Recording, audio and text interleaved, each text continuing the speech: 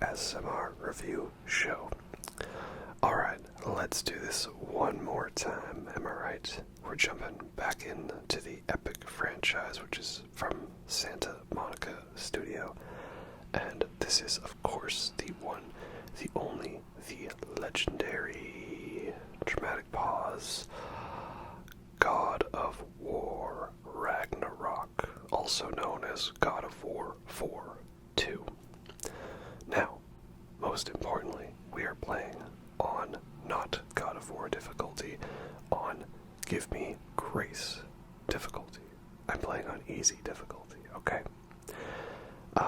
And my reasons for that are, if you watched my God of 4 video, you'll know I was a little less than kind to the game. It is still a good game, and I overall would say I enjoyed it, but it was quite frustrating in many elements. So I thought with this one I'm going on easy difficulty because I was not in it for the challenge, right? I was in it for the story. So if you want to add me in the comments on that, go ahead. I mean, when I got near the end of the game, I kind of felt perhaps I was steamrolling it a little more and could have gone with normal difficulty, but that's okay. You know, I wanted to feel like a badass, like a God of War, and I did. So that was my big change I did with this one, and overall, I don't regret it. And man, what a good opening, you know. There's a lot of feels behind the emotion here. You know, we got that classic new theme that's been written. And of course, my boy, Bear McCreary, is still doing the soundtrack. And we've got my girl, Ivor, on the vocals again. So that is awesome. And they got that Hosier song.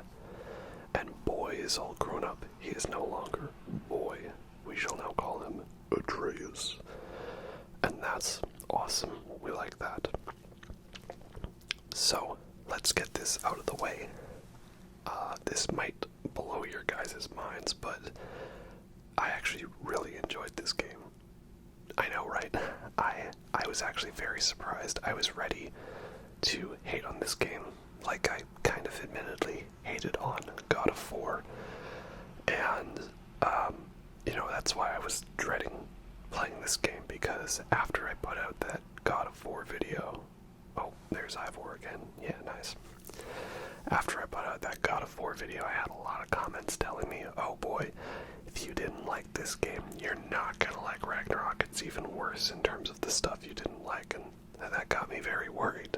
It kind of made me hesitant to play the game, right? Did I want to subject myself to that?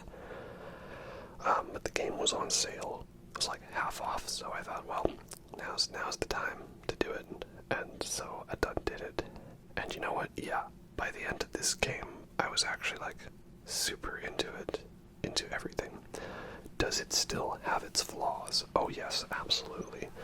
I still would not put this above God of War 2 or 3, but perhaps on par with God of War 1. And it is better than God of 4. And obviously better than the PSP games, even though I still enjoyed those. It still has many flaws, things I'm not a fan of, but ultimately I guess I was just much more invested in the story and what was going on, and so, you know, that made me more willing to put up with the randomness. And I think for the most part, I actually felt things I didn't like in the first game were improved upon, right? So for example, this opening sequence, right? The first game was you chop down a tree and you slowly walk around, right? And you know, it's a nice, quiet, calm, collective intro, right? This game, though, starts you off right in the bat of it. You're riding a dog sled, you know. I got my boy Balto helping out, right? Balto and Toka, of course, can't forget him. And Fenrir, my boy, Fimbulwinter. That's Fimbulwinter for you. Yeah, so this game just starts you off right into the thick of it, and I loved it. it's the funny thing is I complained that a lot of God of War had a lot of setup for, oh, there's so many cool things. Too bad we won't see them in this game. We'll see them in the sequel, right? Of course, one of them being, well, wait for it. Oh, it is her indeed. One of them being, but Freya was pissed, right? So yeah, no holding back right off the bat. Freya's trying to murder us. So yeah, that's a good start to the game, you know. A fun, like, set piece moment, you know. It's a nice way to start, get you invested. And just, you know, picks up right where it left off. And I like that. So this is kind of the double-edged sword, I guess, to it. Again, I you know, was hoping that a lot of stuff that would happen in God of War, it eventually happens now in this game. Like, we get Freya being pissed, we get Thor and Odin and Asgard, we get to see all of the 9 realms, right? There's no, oh, too bad you won't go to this realm yet, maybe in future games. So, and you get the Blades of Chaos, like, almost right away. So, you know, these are good things. But also it's tough because this is stuff that you know, needed to hold off on and introduce to get us into the world. So it's like, you know, you need to have God of War, but I'm also glad we've moved past it, you know, and it's a tough thing because I've always been, you know, critical of people who tell me, oh, you gotta watch this TV show, okay? Now season 1 sucks, and season 2 has some good moments, but when you get to season 3, that's where it's really at. And, you know, that makes me kind of feel like, oh, so I've gotta waste my time with 2 whole seasons before it gets good. That ain't really good motivation for me to watch it, you know? That's why I don't very TV show often, right? So, nice. Yeah, so that's why, you know, it's a kind of a similar vibe, I think, to this one, right? You gotta get through God of War, but when you do, you get to Ragnarok, and then we're killing it, you know? And that's what we're doing. Like, if you had just started this game having not played the first one, you'd be like, who is this bird lady? And, you know, why is she trying to fight me? Oh, you know, that's only, you know, Freya, you know, former wife of Odin, you know, of the Vanaheim, you know, Queen of the Valkyries and all that, you know. Oh, no big deal, right? So, yeah, that's a good start to the game. Again, I was much more invested, especially because,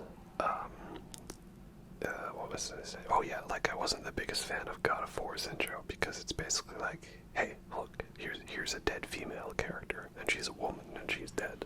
Therefore, you should kill her. You should care about her because she's dead.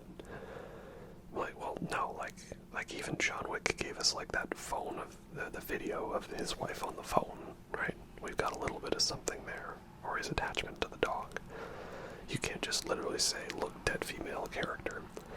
And that is a thing that this game improved upon and fixed. We actually get dream sequences with Faye. She actually gets dialogue now. So, okay, there is a complaint I had about the first game, and that's been fixed, and I love it. A moment where I actually cared about the walking simulator segments. Music by Bear McCreary. Yeah, boy.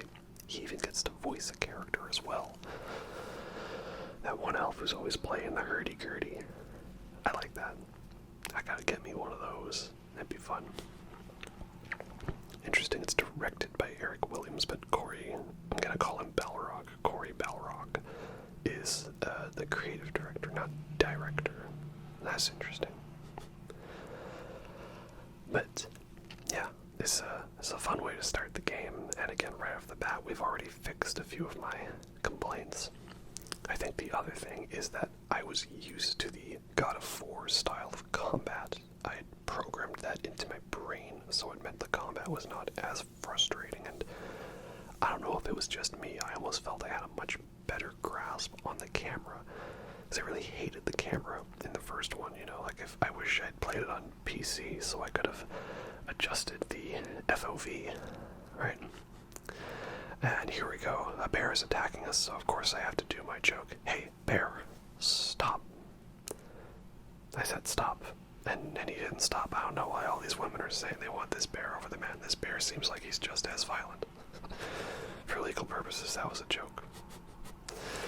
But it's really nice, you know, like Elden Ring, of course, was the same year, and there are so many rune bears in that game, right, to really give you the feeling of the Leonardo DiCaprio and the Revenant experience. So I think it was nice that that this game also gave you that, you know. And now, as I've mentioned before, this is on easy difficulty, and it's my first fight against all the bosses we're doing. So while I felt more in tune with the combat here, there will still be some earlier fights that feel quite awkward, you know, and I haven't fully gotten the grasp on it. I was trying to wrap my head around the whole the permafrost or the frozen touch thing, you know, like you hold triangle to do it, and I thought that was something that was going to be kind of very awkward to do, but got the hang of it eventually, right? I was also trying to get a hang of the new dodging, because there's the typical, you know, unblockable red attacks that we had in the first game. But now we've also got the yellow attacks, which is like it'll break your block. Oh, we almost got him stunned.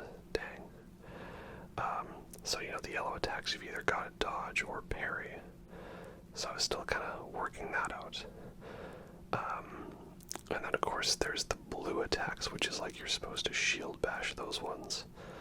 And the other thing I found kind of awkward was your shield gets broken quite early into the game, so you need a new shield. And I know the intention behind that is to showcase that there's multiple shield types in this game, which is a fun addition. But I ended up picking the parry shield and not realizing you actually can't counter-strike with that after you've blocked. You know, you can't do your R1 attack. And so that kind of messed with me, because I was so used to that as muscle memory from the first game. So, yeah, a couple little changes that made it a little tricky for me to grasp. You know, I was familiar with the familiar, but the new stuff took me a while to get towards. And of course, it turns out Bjorn, the bear, is not a bear. Who is it actually? Well, as will be revealed, it is actually a boy, Atreus, and he has wild-shaped into a bear, right? That's his new thing. This was one detail I already had spoiled for me. I knew that he could wild-shape into a bear. Didn't know he could wild-shape into a wolf, though, so that's pretty cool, right? And of course, he is not just Atreus, he's also Loki. Oh, interesting. So, yeah, as a fun intro boss fight to teach you the mechanics. I'm still not the biggest fan of the dodge roll in this game. I feel it can be quite finicky, like, I don't know how much of it you'll see, but there was a Berserker fight later on that gave me a lot of grief, because, like, he had his version of the To Valhalla attack.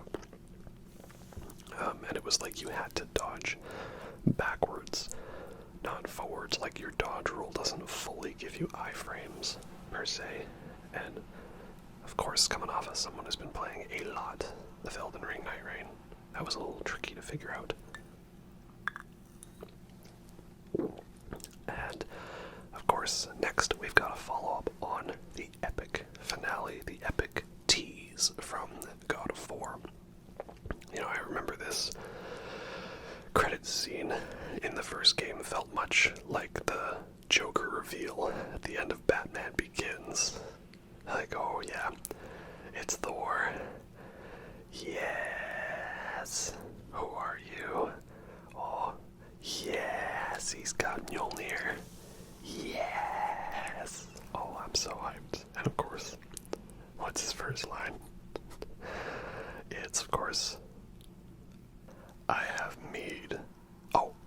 Yes, of course, good sir. Right this way.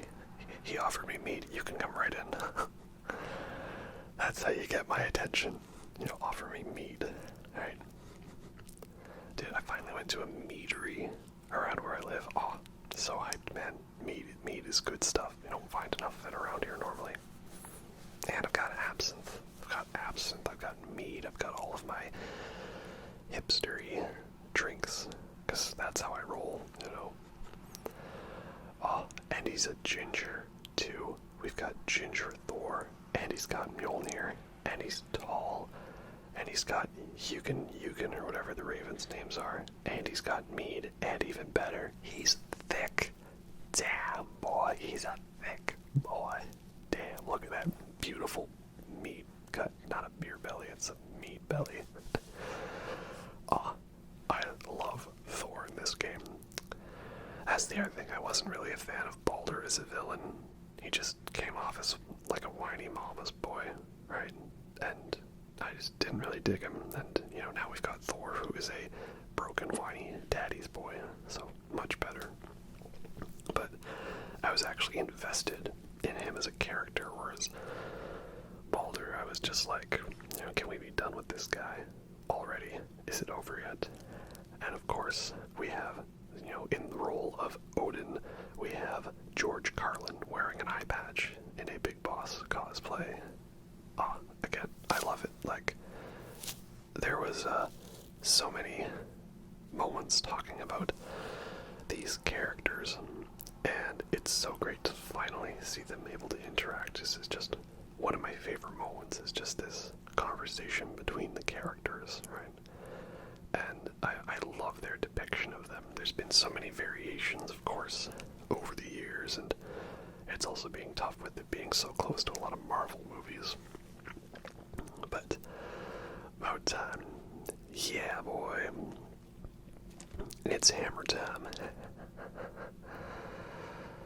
So, yeah, love the way that they've done Odin and Thor in this, and I like the depiction of Asgard too, for the most part. I found some of the buildings that just looked very like discount Skyrim, which I know that's the intention. It wasn't meant to be like a big palace with a Rainbow Road Bifrost, but still it felt a little too similar. I was just playing Skyrim. So here's like the big epic twist, which is something. This is something I already knew about. That Thor is like one of the first boss fights in the game. And, you know, a fun bit of that, you know, we don't have the axe right now. Gotta go the good old fisticuffs, right? The yellow attacks are kind of weird because they are unblockable, but it also is like established as like, you know, a good time to strike.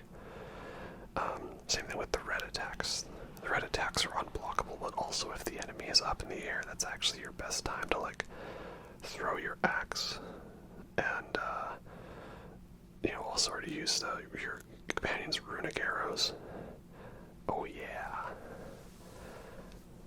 That's why you got a belly of mead to protect you. There we go. So, this is also another fight where I was okay with it going on for, like, multiple phases, even though I knew we weren't going to actually kill Thor then.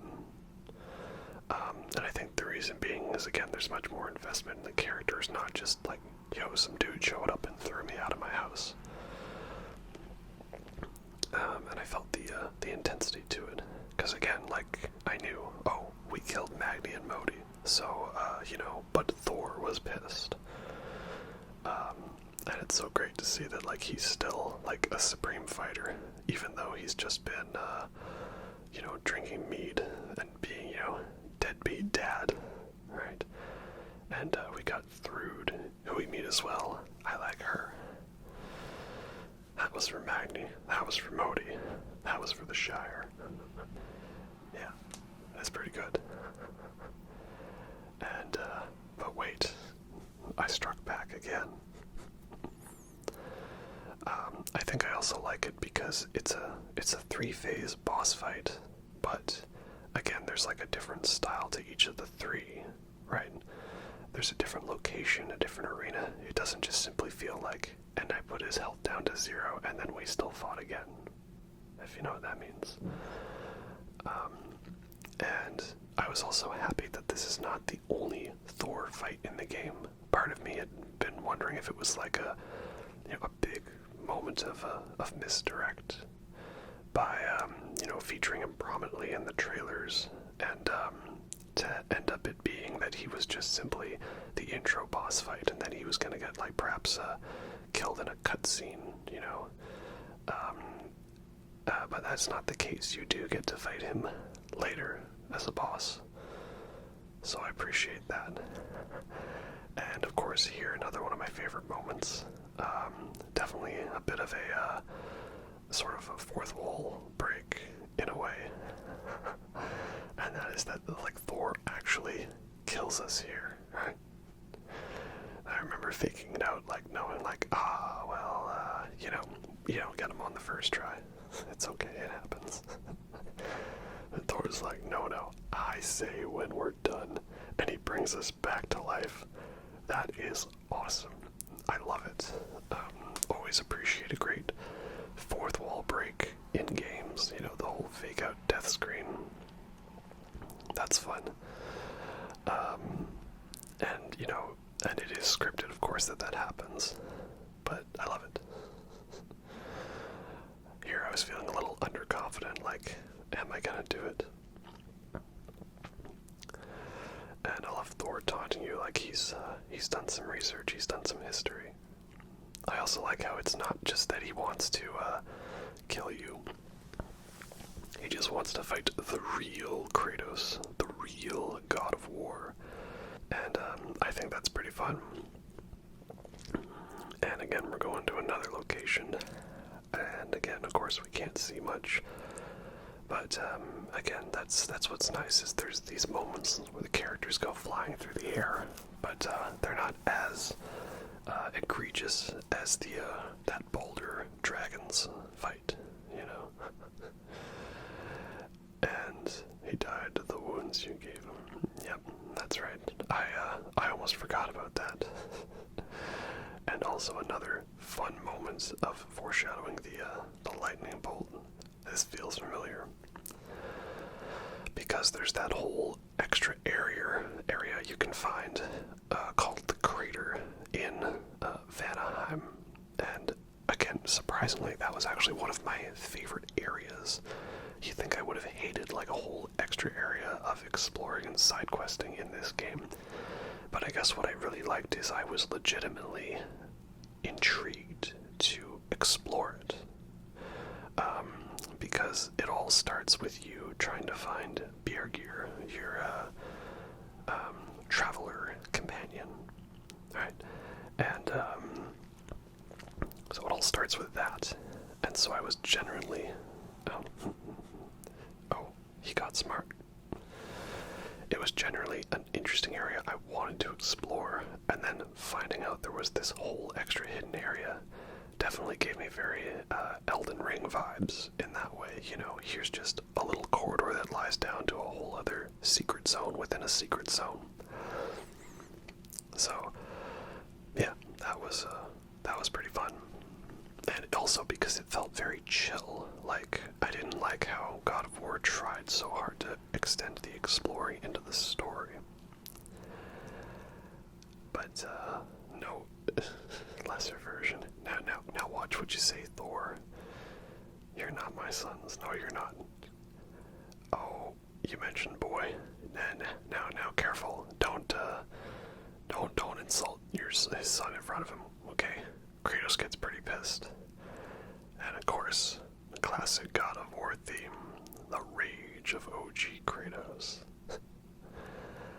There is the God of War indeed. Yeah, so, great moment, great intro, great fight. Love it so much. Oh, Thor, you're awesome. And then Brock and Sindri were here to save me. Yay, they're back too. Yeah, so it was like the exploring in God of War felt very like random out of place. I liked how it was more quote-unquote focused in this one. Like, here's a story mission. Okay, you did the story mission. Now, if you want, go this way to the next story, or go this way to do exploring. And the exploring was, I think, a lot better tied to being available with what you had. Like, it was very rare that I would go all the way down a whole area to a zone and find out I wasted my time. So now I've got to walk all the way back because the game decided to get rid of fast travel, you know. So it was much better in that way for exploring. Though, one thing that I didn't like as much is that the whole remnants of Asgard. And of course the game takes away your shield, forcing you to get your dodge on, right? Yeah, so I didn't like the remnants of Asgard thing because, you know, you're going around wanting to explore an area, and then you get the area to like 95% complete, and then you see there's one more undiscovered, and you're wandering around like, what is it? What's the undiscovered? So as a player, my first thought is, well, let's Google, see what I'm missing, and you do that, and then it's revealed, oh, it's a remnant of Asgard, thus basically signifying there's going to be a post-game, and it's something to do with Asgard being destroyed, and I think that's a giant spoiler. Like, I don't really know what they could have done in that scenario, you know? Like, oh yeah, and that was a centaur, by the way. There's a lot of them in the game, so we've got to show at least one of them, the centaur, also known as a stalker, right? We're not showing every iteration of every boss. That would be a little bit tedious, you know. If there's one of it, we show one, because it's already a 3-hour video as it is. Like here, this is a Draugr nest, or a Draugr hole, known as the Hateful. The Hateful 8, more like. So yeah, nothing too special about it, right? So, yeah, I don't really know how you would have fixed that in the exploring, right? Like, you needed to tie it to 100% exploring, because otherwise people would wonder, why didn't the trophy pop yet? But also in doing so, you've then, like, spoiled that Asgard gets destroyed, and the remnants have been launched everywhere else for you to clean up. But also, I like doing that. I actually really loved the post-game to this game. We'll probably talk more about it when we get to the actual post-game. But yeah.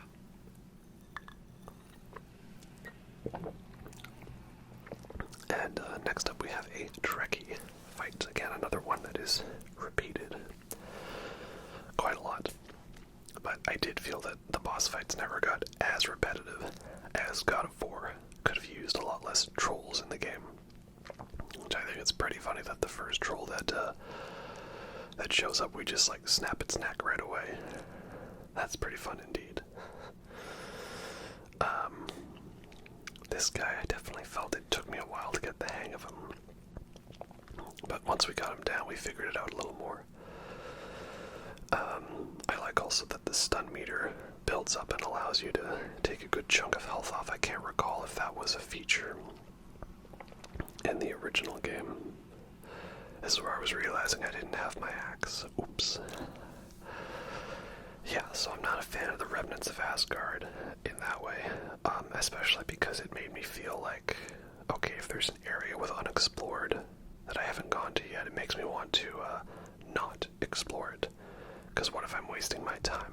But then the funny thing I found out was the game actually took that into account, and that is if there's some areas where if you go back to them and you're exploring them, if there is like a remnant of Asgard, they actually add a whole extra fast travel thing for you. So it makes your journey back there easy, and I thought that was wonderful. Like, in Svartalfheim, I hated that I went so far to get to a Berserker fight, only to find out it was like orange level difficulty and it was a duo fight. And then, turns out they added a gateway that unlocks right next to the fight. So I thought, oh, that was great. See, the game didn't waste my time. And also, there was never any point in the game where it just was decided, you know what, I don't feel like giving you fast travel right now. I just don't feel So again, that's an improvement. It made the experience a lot less tedious. So we were there in Svartalfheim to find Tyr, who we did. Only, of course, it's not really Tyr. And now we have a light elf, Alva, right? Atreus, you can't just ask why not all light elves look the same, okay? It was because they didn't design them to be fought as an enemy originally, because they didn't plan this out. Maybe they did, I don't know if they did. So yeah, the blue attacks, and again, that is nice, you know, because in the first game there were attacks you were supposed to, you know, shield attack, shield bash to interrupt. So it's nice that now there is a indicator for that. Appreciate that. Also, I did not have the twist that Tyr was actually Odin in disguise spoiled for me, so that one actually, like, legitimately caught me off guard. So, that's good. That was fun. Again, I appreciate people for not spoiling the game in the comments. They did not go into more detail, though, about how Kratos got from Greek realm to Norse realm, and at this point I simply feel like I'm just not supposed to question it, you know? Just roll with it, you know? He got out, he survived, and then he came here. You know, Tyr already had a way to move between the universes, as evidenced by his different weapon style. And so I think it's one of those things where I've just got to roll with it, you know, or if they detailed it a bit more in some of the random journals of God of War, I don't really remember. Like, I had completely forgotten that we kill Modi in a cutscene. And like, oh right, of course, there are consequences to killing a god. I'll have to admit, I actually ended up using the Blades of Chaos a lot less than I would have predicted. I remember when I first got them in God of War, I used them a lot more to make up for having not used them, and they felt much more comfortable because they had a lot more crowd control attached to them as opposed to the axe, which I felt didn't. So the Blades of Chaos were really good, but in this one, I found it took a while for me to like get a good concept of how long the range on them was, you know, in your like chain throw attack. Though I guess that was a runic attack in the first game, and now they've just made it a regular attack, you know. Also, I love the detail of Tyr. His name not having an accent in the subtitles as the subtle clue that it's not the real Tyr. You know, that's fun. So yeah, now we have Boy. We play as Atreus. That was a moment I was kind of dreading, like, oh no, you know, gotta switch characters in this. How well is that gonna go over? So, Boy is having a dream where he is met with Angrboda in Ironwood, which is basically like a weird realm version of Jotunheim. And this was maybe one of my lesser favorite parts of the game, because, you know, I complained about a lot of the story moments being dragged out and extensive, right? Like, you know, they had to make the biggest game of all time, right? You know, you gotta make it a long game so people get their money's worth rather than a tightly paced game. So I did feel a lot of that in some of the earlier levels to this game. But thankfully I felt it kind of fizzled out a bit, like it was an early game thing. Perhaps part of that could be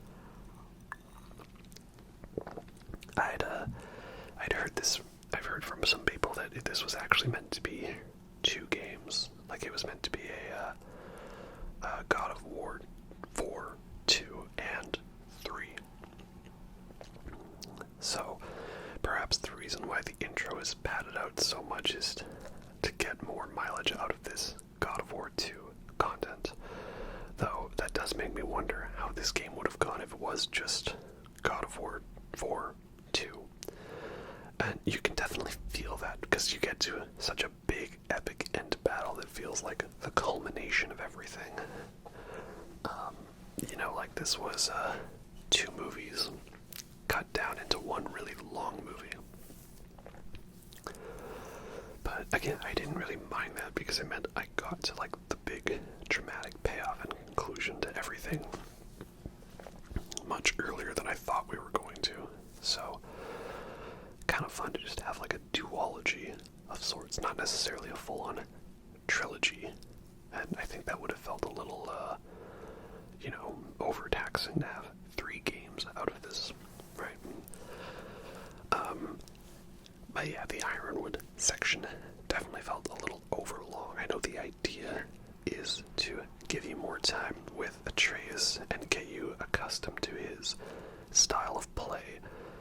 But yeah, it was probably the most egregious example of padding out a mode in the story. So at the very least, everything looked like the cover of a Yes album. So I appreciate that. And, I didn't hate playing as Atreus. He has a fun style to him. And it didn't feel too egregious. So that's kind of how I am. It's like, I guess this was like the final stage. This was acceptance, all the stages of depression, right? I had to accept that this is that style of game where anytime there could be a story bit that is like, what am I doing? Oh, I attack it normally, of course. Hit the glowy thing, of course.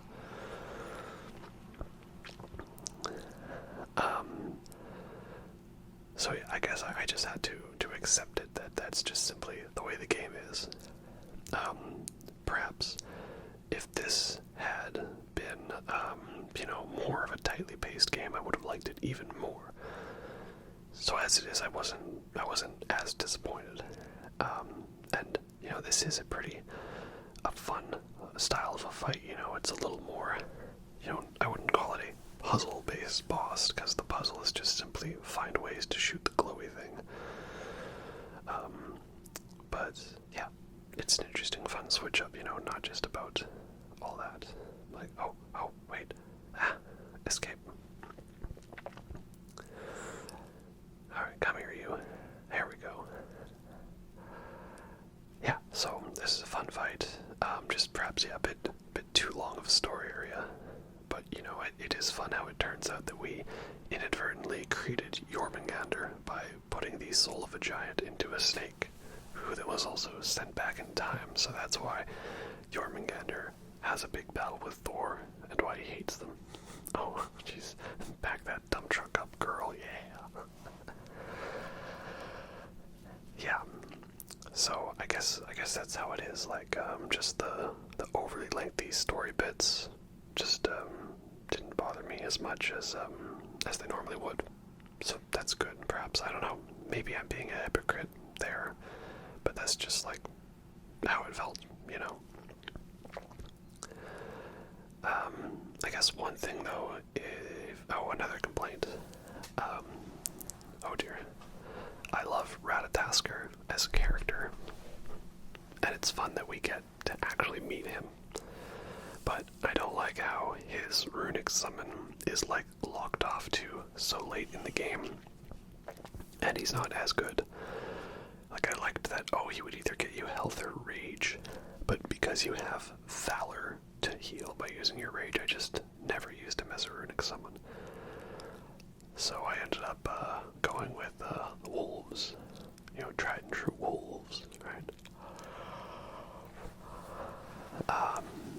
But yeah, this whole stuff with Gryla and Angrboda, again, I don't know if it was like sequel bait per se, but it's just because all this stuff about her is all seemingly so essential. It doesn't really come up later. It's like, it was like established stuff for more story. But I do also wonder, is there going to be another Norse mythology God of War game? Because I feel like they've kind of done everything you need to do. Like, can you imagine if God of War 2 ended with you killing Zeus and the whole pantheon? You'd kind of be like, well, where do we go from here? And the answer to that was nowhere, right? Every God of War game after that was either a prequel or a new continuity or a new style. So, I don't know if they were trying to set up more stuff, or perhaps they had all these ideas that would have been fleshed out if it was a trilogy. But because they had to do it into one game, they still had to put stuff in there. I don't know. Angrboda is a fun character, and I like her style and the bits that she's in, but like, again, I could have done with a little less of it, you know? So at least I got a cool boss fight and a pretty looking world out of it.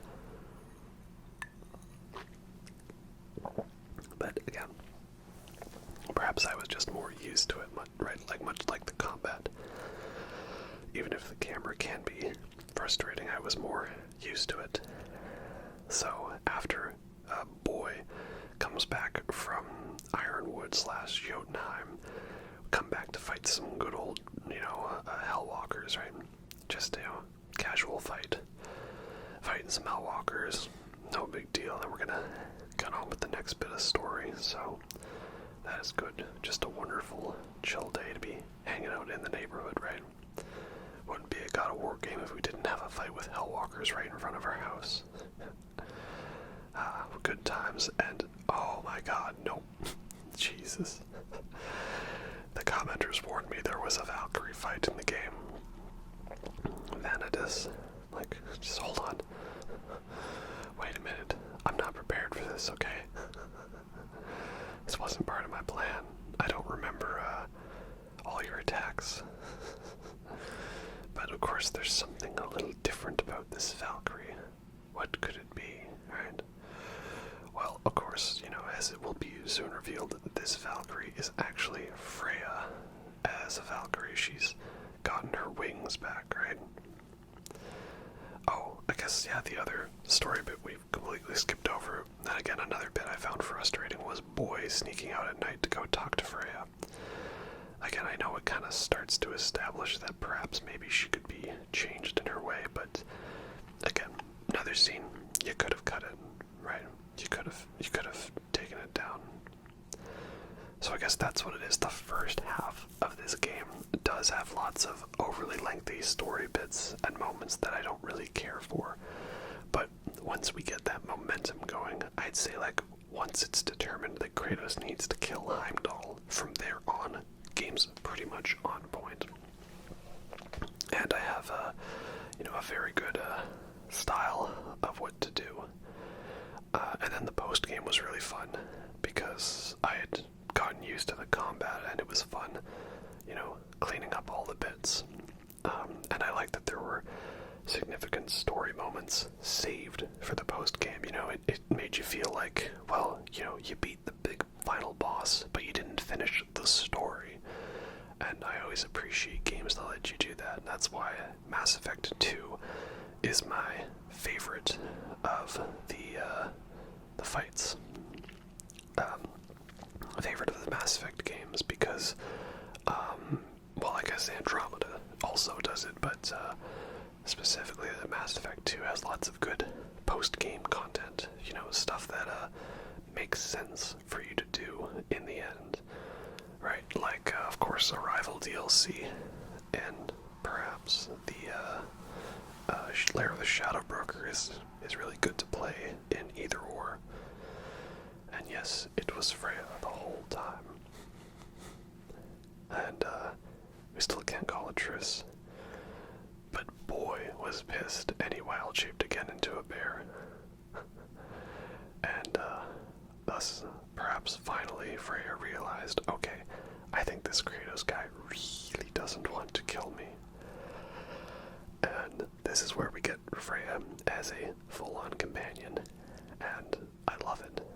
I think it's so great that she gets to be our bro. It was something I was always hoping for, right? I love that we finally broke her down into realizing that. So that is good, and again, it was fulfilling. Much like I like when an arc over multiple games finally gets a good payoff.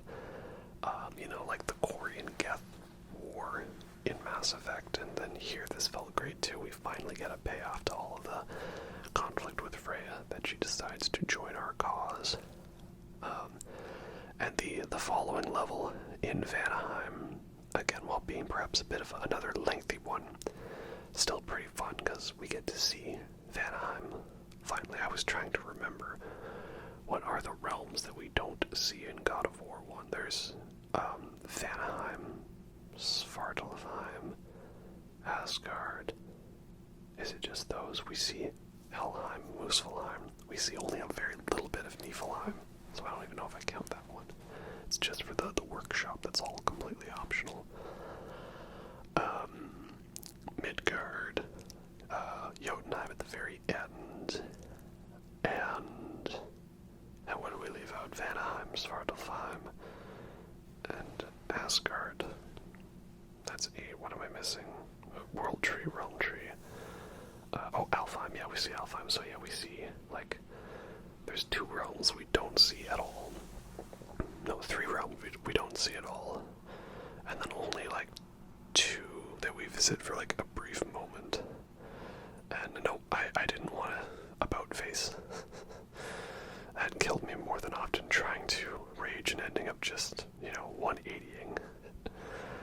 And of course, here in Vanaheim, we get good old ancient Soul Eater Forest Ancient Battle. There are a decent amount of these guys in the game, but not nearly as many as the first one, so that is good too. They still got the good old death laser beam, right? Side note, I also liked the boss health bar in this more. I liked it being a big one at the top of the screen. That just felt nice. Alright, come here. You are mine. Let's go. So yeah, you fight a lot of these guys in the game. They're serviceable. They're all rad, I guess, Yeah, this ain't my first rodeo, Freya.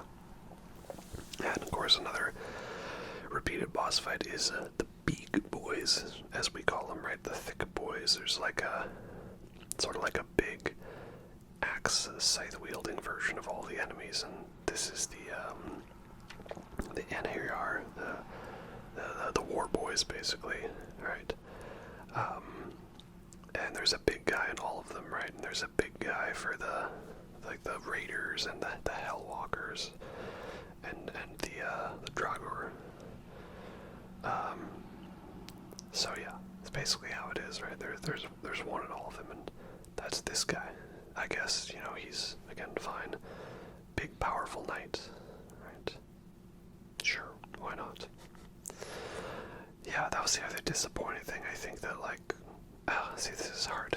Is it that I can say that I don't like the design of the NAR because, without their armor, they just look like war boys from Mad Max? Or is that the point that they look like the war boys from Mad Max because they were all obsessed about, you will be awaited in Valhalla, shiny and chrome? You know what I'm saying?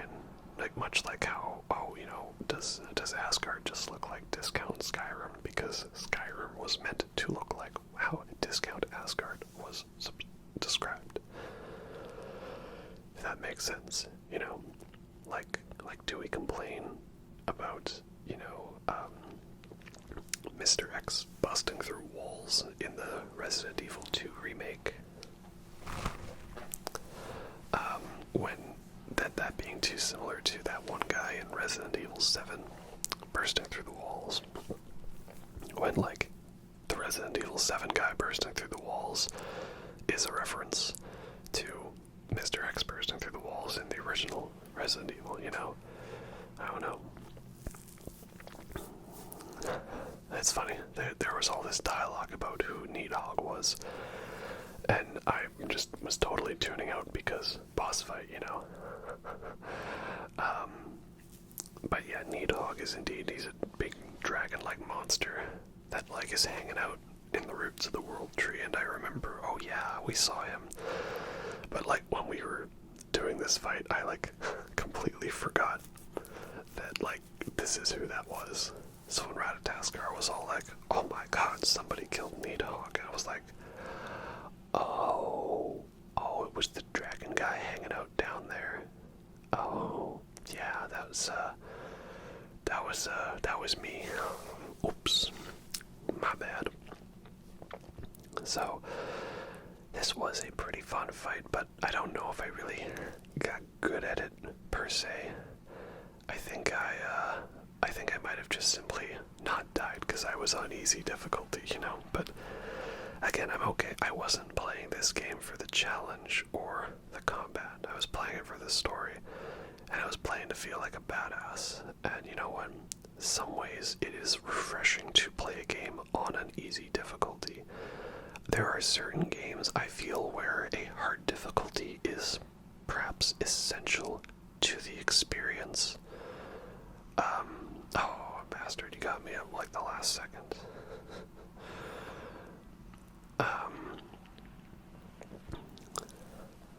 So, like Alien Isolation, you know, I feel like you need to play that game on hard mode. You know, it needs to be like I'm scrounging for resources, and you know, every noisemaker used is important.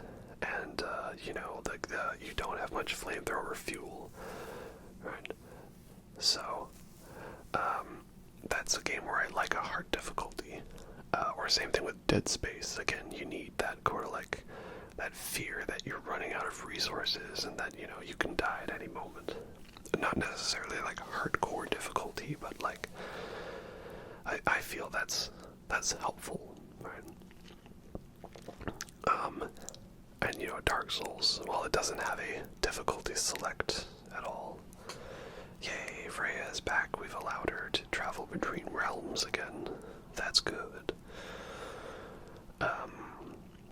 I guess that's one thing perhaps I could complain about is the plot contrivances of Brock and Sindri. I don't really know exactly who they are, but it seems to me that they like just simply are able to do whatever they want because the plot said so. Like, need us to teleport anywhere, we can do that. Why? Just simply because we can. Need us to unlock a more efficient fast travel to travel between worlds without using the big giant Bifrost machine. Yeah, we can do that. We figured it out. Need us to develop a way so Freya can hang out in Vanaheim for a little bit in bird form. We can do that too. You know, I feel... Oh, I see. I get it now. Gotta figure that out. There we go. I do like the layers to this boss fight. It's got layers, like an onion. So, can I get the health, please? Oh, thank you. Health is appreciated. It is a very big, long fight, but there's a lot of different parts to it, so that's very fun. He's got a very cool, creative design, like he sucks in everything through his stomach and shoots it back at you. That's great. Oh, I don't think I'm gonna get there in time. Dang it.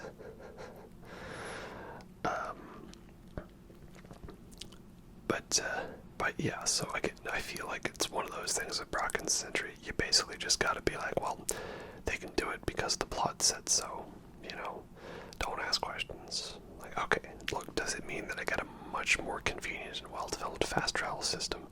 Oh, absolutely. Okay, fine, I'll take it. The dragon monster using its tail through a portal. Nidhogg is thinking with portals, alright. That is good. Oh, again. Hey, no, we got you that time, you bastard.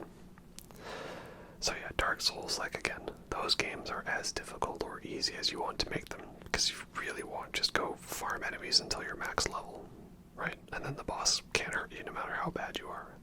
Or summon help, right? There are ways around it.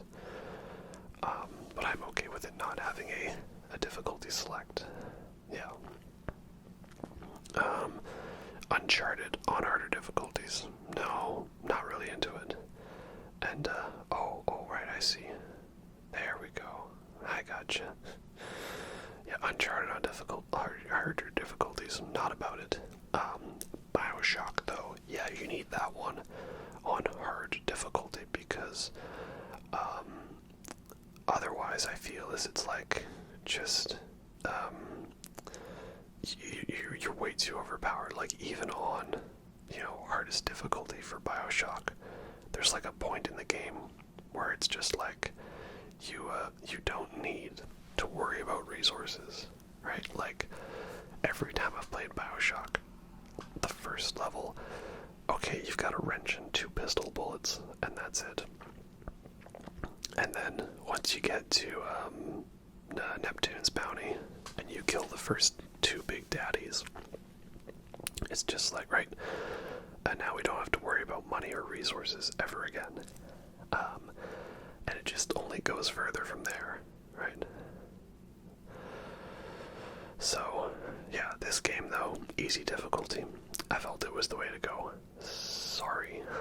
I don't know if that makes me lose my gamer cred or not. But yeah, so Nidhogg, very fun boss fight.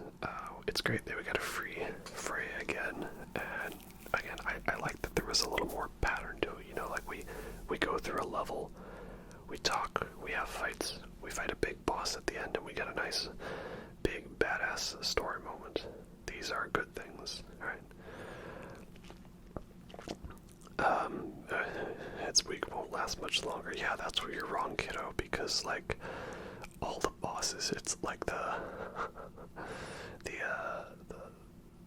should I say this? Oh yeah, the boss's health bars are deceptive, because you would think that it's like done into equal divisions, right?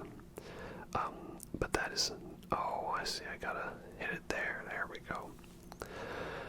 But these are wrong, because those final bars is actually like half the health bar right there. It's like the boss gains a super amount of resistance in that last little bit, and those Berserkers will like pull out every one of their cheese moves where they decide to dodge everything. And oh no, you ain't going nowhere. I'm gonna hit you with the Doctor Strange special. Well, this is what you get for being in our way, Nidhogg. Yeah, boy. That's what Doctor Strange should have done to Thanos, am I right? So, yeah, another pretty good, successful fight indeed. Any fun cap off to a good story arc.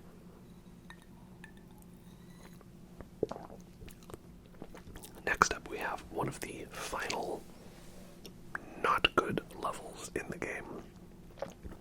That is the Finding the Fates. That is the Finding the Fates level. You know, the Nords. You see, I understand why it's gotta be a bit of a level. You know, it would make a little not much sense to be like, oh, we've got to find the Fates and no one's seen them in years, the Norns, who knows where they could be. So I understand that. But yes, as Yahtzee pointed out in his review, it was the one moment I took to heart, was him talking about you go into a cave and, you know, the Fates aren't there. You go into another cave, the Fates aren't there. So you go into a third cave, and then they finally are there, and then they basically say, I don't know, go kill Heimdall, right? And it was kind of like, well, I'm pretty sure at that point it was established that we already wanted to kill Heimdall. So, yes, that is indeed a very lengthy point to it. So, you know, it had to be hard to find them, because they were the Fates, they were hidden. But yeah, at the same time, definitely tedious. It caps off with this Frost Phantom fight, which is repeated multiple times in the game, and it's a fun fight, you know. I like the style of you gotta find the hidden rune temple tower things, and especially later in the game when they get a little tricksy by hiding them away from the fight or putting traps in front of them. And I did like the Fates, they were cool. But, yeah, did feel again a little bit of a tedious fight, indeed. So now, of course, we have gone and acquired Draupnir, the spear, and that was definitely a fun level, you know, going up to find a mermaid to create Draupnir based off of that, you know, duplicating ring. Loved that indeed, though I was definitely still getting used to the hang of it here. But yeah, that was a very fun addition. Again, I did not know that you get a third weapon in this game. So again, another nice surprise. Thank you for not necessarily rooting that for me. Appreciate it, people. And yeah, at first I was a little hesitant on it, but yeah, I sort of understood the style to it. It's very fun that you can, build up stagger on an enemy by pumping them full of so many spears. So that's just great. Especially once we got to the Valhalla DLC, it became probably one of my most used weapons. So yes, here of course we have a Berserker fight. We will be seeing quite a lot more of them. I'm not going to do every single Berserker because there's like 14 of them. But I will show a few of the unique ones, right? And of course the Berserker King. So yeah, what do I think of Berserkers? They are definitely interesting. I feel like they don't hit much the same as the Valkyrie fights, Maybe perhaps because I was on a lower difficulty. But in some cases they just felt like tedious and a chore, whereas like the Valkyries felt like, okay, this is like, I gotta go ultra instinct mode to, properly do that fight. One thing I really hated was their spamming of the jump attacks. It's we talk about the camera being annoying in Souls games, but it felt really annoying to me that here it was like, can I get the help, please? Thank you.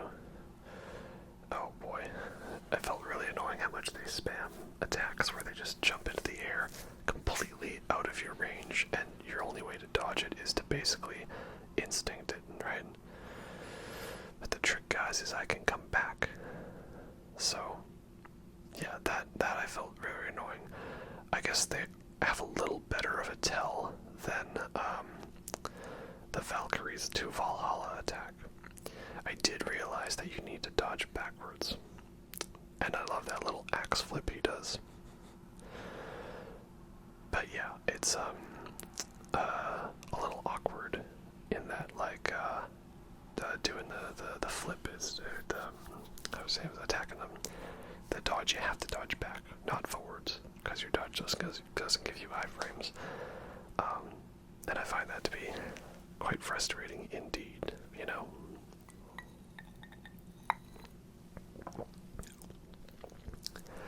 Next up, strap yourselves in for a little bit of a longer fight, because this is Garm. And here's a question I have, okay? So, Atreus he was trying to find the magical mask that Odin thought would tell him the secrets of life, the universe, and everything. I don't know why he couldn't have just watched Hitchhiker's Guide to the Galaxy to find out that the answer was 42, but okay. So the mask was, he had to go to all these different realms, right, and find it, and it had like a special homing beacon. So what I'm wondering is, why did the mask initially lead him to Garm, only for it not to be Garm? Like, it leads him right to him, and then it just disappears. And then later on he's like, oh, I read the hint wrong, it's actually not here, it's in Niflheim.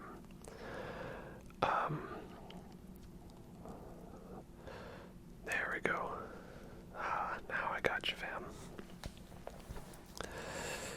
Yeah, so I don't really understand what that was. That kind of felt like, well, we need him to free Garm, but we can't really figure it out, so just roll with that. Like, I thought it was going to be a twist that, like, the mask piece was inside Garm, like that he ate it or something. I don't know. But, oh well, is what it is. Again, sort of these bits, I just have to not ask questions.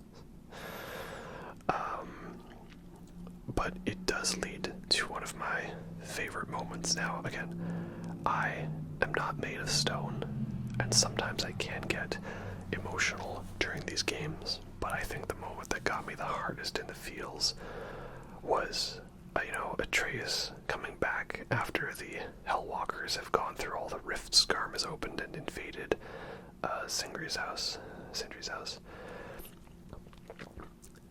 you know, Kratos asking him, what is your name, right? You know, are you Atreus or are you Loki? Well, the answer is neither. He's boy. And all Atreus does is he just hugs him. And that, no, of course, running away before I can use my runic attack. That got me in the feels. But the other thing that really got me was, you know, Atreus knowing he has done something wrong.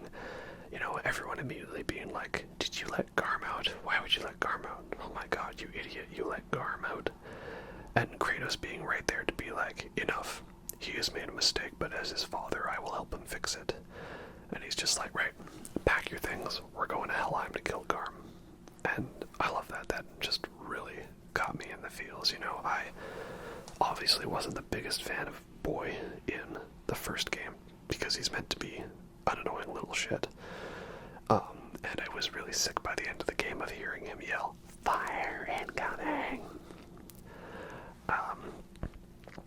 But yeah, again, you needed that,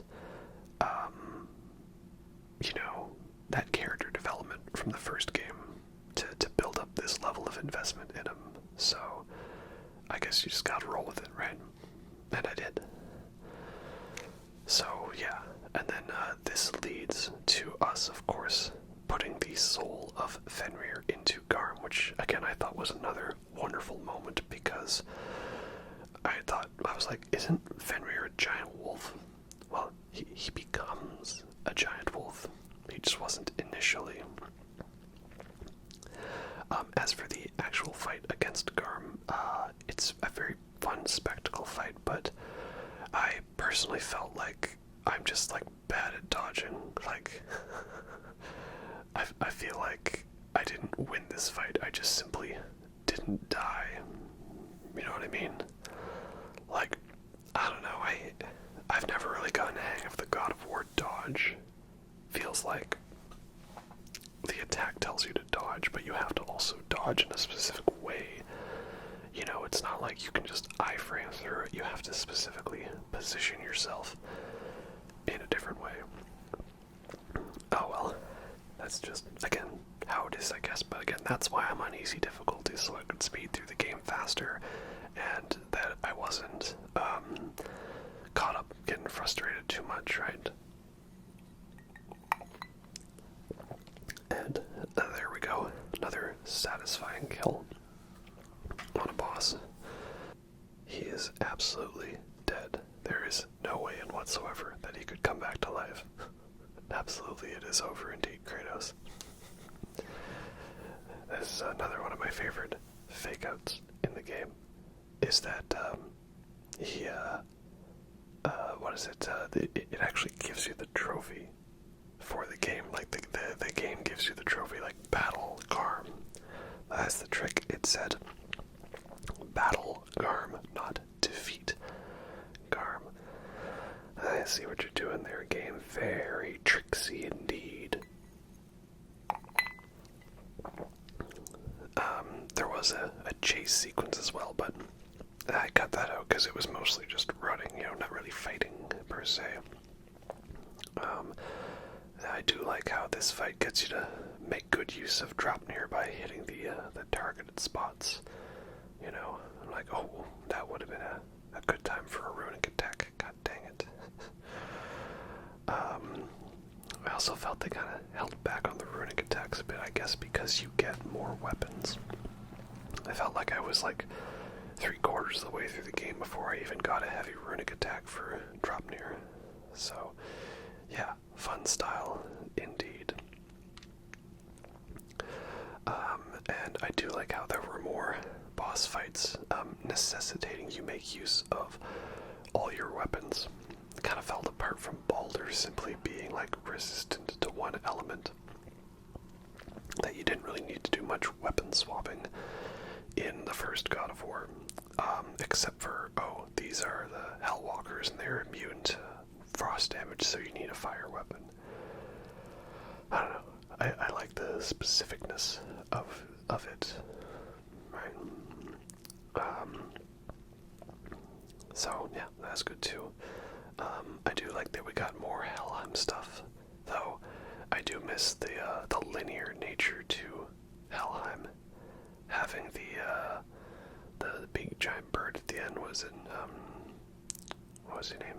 again. I forget the giant bird lady. Yeah. But at least you do get to see her. I do think it's funny that she doesn't really care after you do her quest for her. That's fun. Yeah. So this is kind of where we're getting to the point where I felt the game got really good, though. Again, it had felt a little meandering at first, but it does sort of get on with it eventually, right? And he went and he broke his, the thing I was gonna throw. Wonderful indeed. That this was also a fight where I was okay with it going on for a while, because it is a big, epic one, and I didn't necessarily know, like, what was going to go on. Like, with Baldur fight going on forever, I knew, like, well, he's gonna walk away from this perfectly fine. But this one here, I was intrigued to see what would happen, indeed. And, I remember when Angerboda mentioned the soul in Atreus' knife, I thought that was like Faye's soul. You know, that she'd like put her soul into the knife and that's why he kept it with him the whole time. And it was this point I remembered, oh, right, he somehow took Fenrir's soul out from him when he died and put it into his knife. And that allowed him to put Fenrir's soul into Garm. So, you're not going to see it, but Doggo, we have a really cute scene with Doggo, indeed. Yeah, Garm becomes Fenrir, and he's a good boy. He's the bestest boy that there was. And this is a Drake, and I was a little worried at this point, because one, I don't know how to press buttons properly, and I wasted my runic attack, and two, I had just finished fighting a Berserker, and I had not been to a shop yet to get myself another resurrection stone. And as you can see, I was already coming in less than half health. So, yeah, I was a little worried at this fight. It's a Drake fight. And, you fight a few of these throughout the game. There's a lot of dragon fights in the crater. Again, I liked it. It almost felt like it was a game that came packed with the DLC included. A little separate extra area to do that. I appreciate that. And I like what they did with Alfheim. There's a lot of cool areas to it. It felt a lot more in-depth than just simply one little tunnel with a little bit of a tacked-on lake. I also appreciate that the exploration is not tied to the boat. I did feel that boat got very tedious after a while. I like the dog sleds as a form of transportation. That is fun. And it just feels more flowing. Only thing I'm not a fan of is it seems like the characters would always, start a conversation right as I was about to get off the sled or the boat. And I know that they're supposed to pick up their conversation later, but I don't know, I didn't want to leave that to chance. Like, what if they were saying something interesting and I wanted to hear it? And I have no resurrection or no rage. It's gonna be close. There we go. That's Drake down. I don't know what it was doing there, but yeah, it's another boss fight and we dealt with it, so hooray!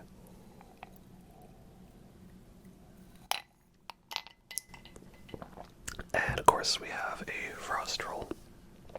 Couldn't make it through the game without fighting at least a couple of trolls, but thankfully they're not nearly as many. Something about them feels a little less tedious again. I don't know if it's because I'm on an easier difficulty or I just simply had a better grasp over everything. I don't know. But yeah, in any case, he's a troll and we beat him. Where are you? There you are.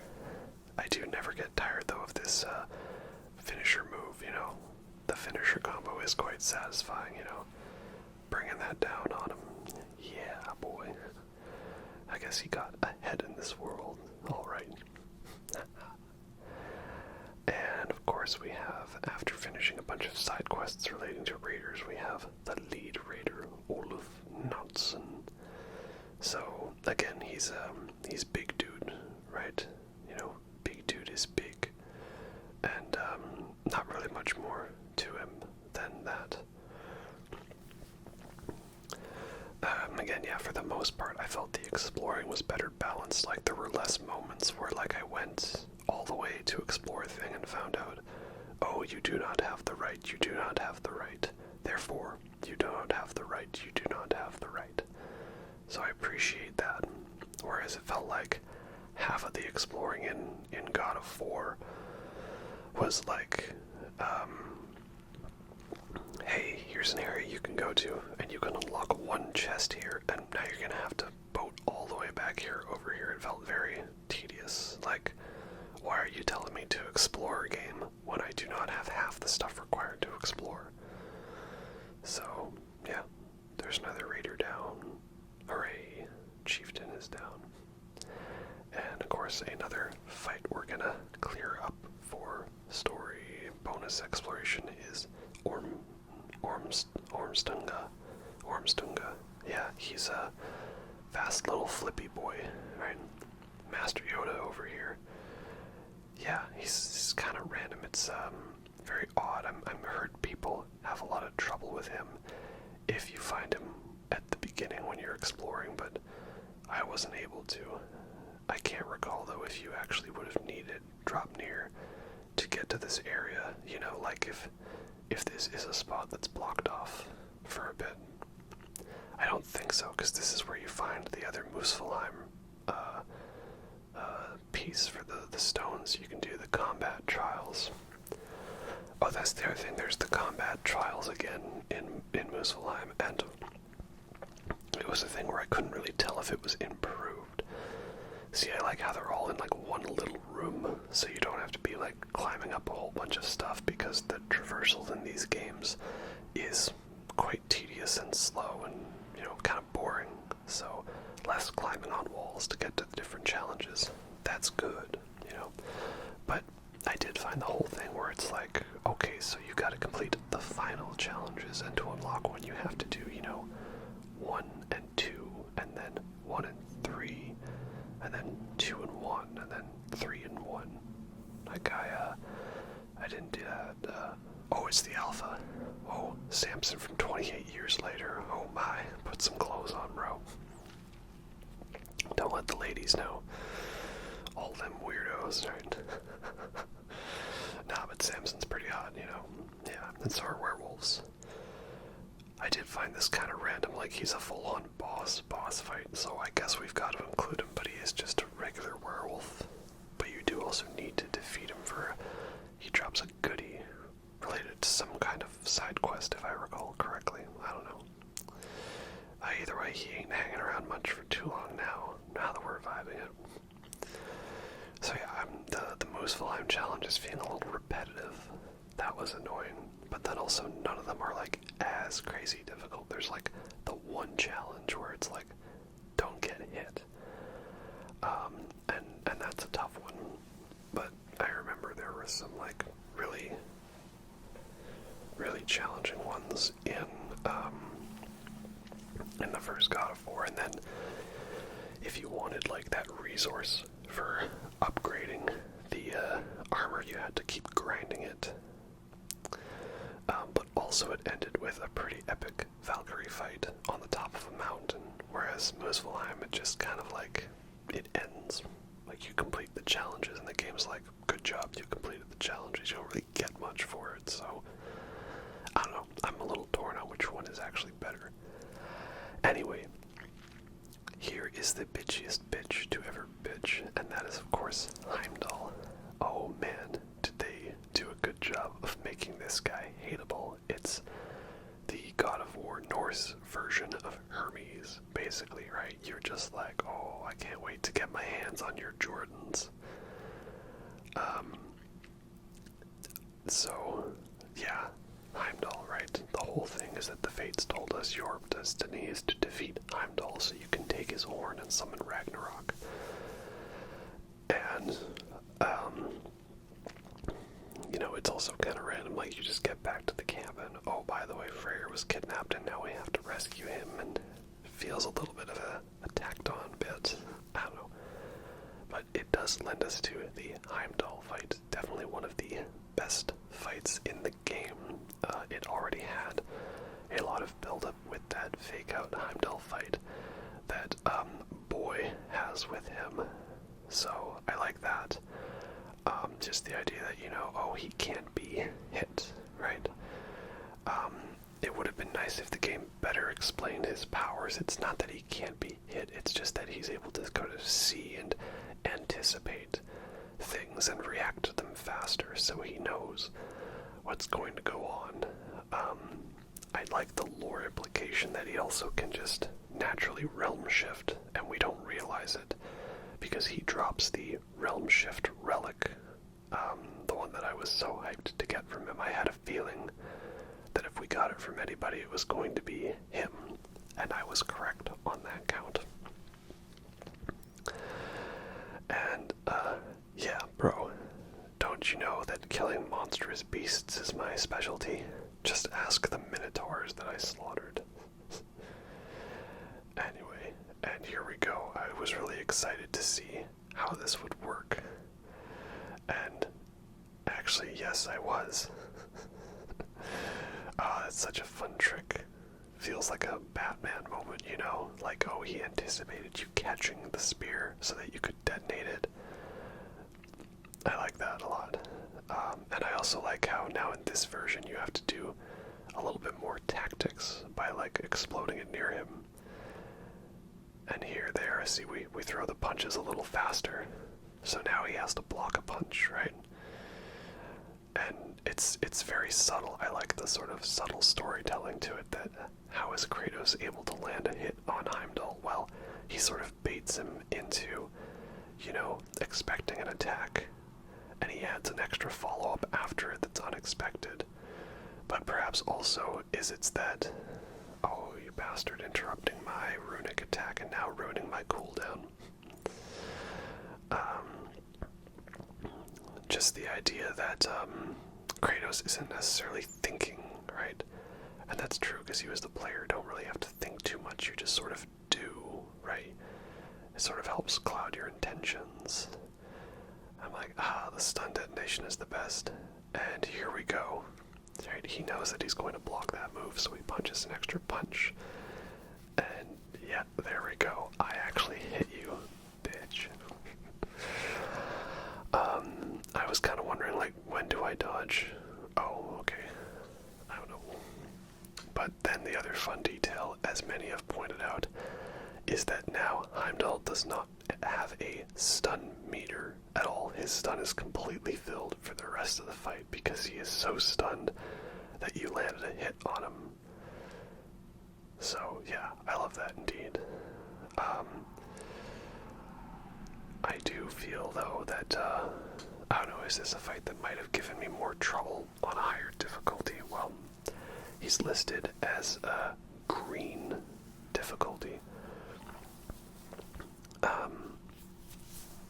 But I am on easy difficulty, but he was still a bit of a tough fight, and the thing that would also make this tough is you have no companions, so I guess that means you don't get any resurrection stones, right? Yeah, so he's great because there's so much build-up to him. Again, I like it that we introduce a character, we have a lot of build-up. I'm trying to think, most of the bosses in God of War are just like beasts or monsters, you know, different forms of creatures. There's not really many bosses that are like actual characters. There's the Valkyries, but you don't really know much about them. It's just simply, it's a pissed off lady with wings. You know, you kind of get the story about them afterwards when, you know, Mimir gives you his little tale about them all. That's another thing I love. We'll get to it, but it's that, dodged backwards, dang it. The Valkyries are actual characters in this too. Again, these are positive things. Oh, you caught me in the animation. Dang it. yeah, it's a fun fight because it's got the different moments to it, different styles, and I like that a lot. Though, the one thing that does bug me a little, well, we'll get to it in the end. First, we'll talk about this satisfying moment. Luck. It's funny because drop near increases luck. Dang. Oh, what's the matter, man? Oh, begging for mercy. Now, you should know, bro. You are Heimdall. You can see people, okay? I am the ghost of Sparta, okay? I am the slayer of the Greek pantheon. You should know that I do not grant mercy that often. So the fact that I have now spared you twice should be a hint that you do not pass up this opportunity. And yet this dumb guy still does indeed start, mouthing off about boy. Don't you insult boy, man. You're gonna get it. Talk shit gets it. And yep, that's what you get. Hooray! We brought back the brutal violence. Although these games are notoriously less pervy than the last ones, which is a little sad. I would like to just a little bit of some more, a little bit more of that for the sort of teenage boy. No. Okay, that's fine. Whatever. We've matured. This is a game about seriousness. And, okay, I guess he wasn't down and out. Now he's got his own magic hand. Everybody in video games has a magic hand. Ever since Full Metal Alchemist, I guess, right?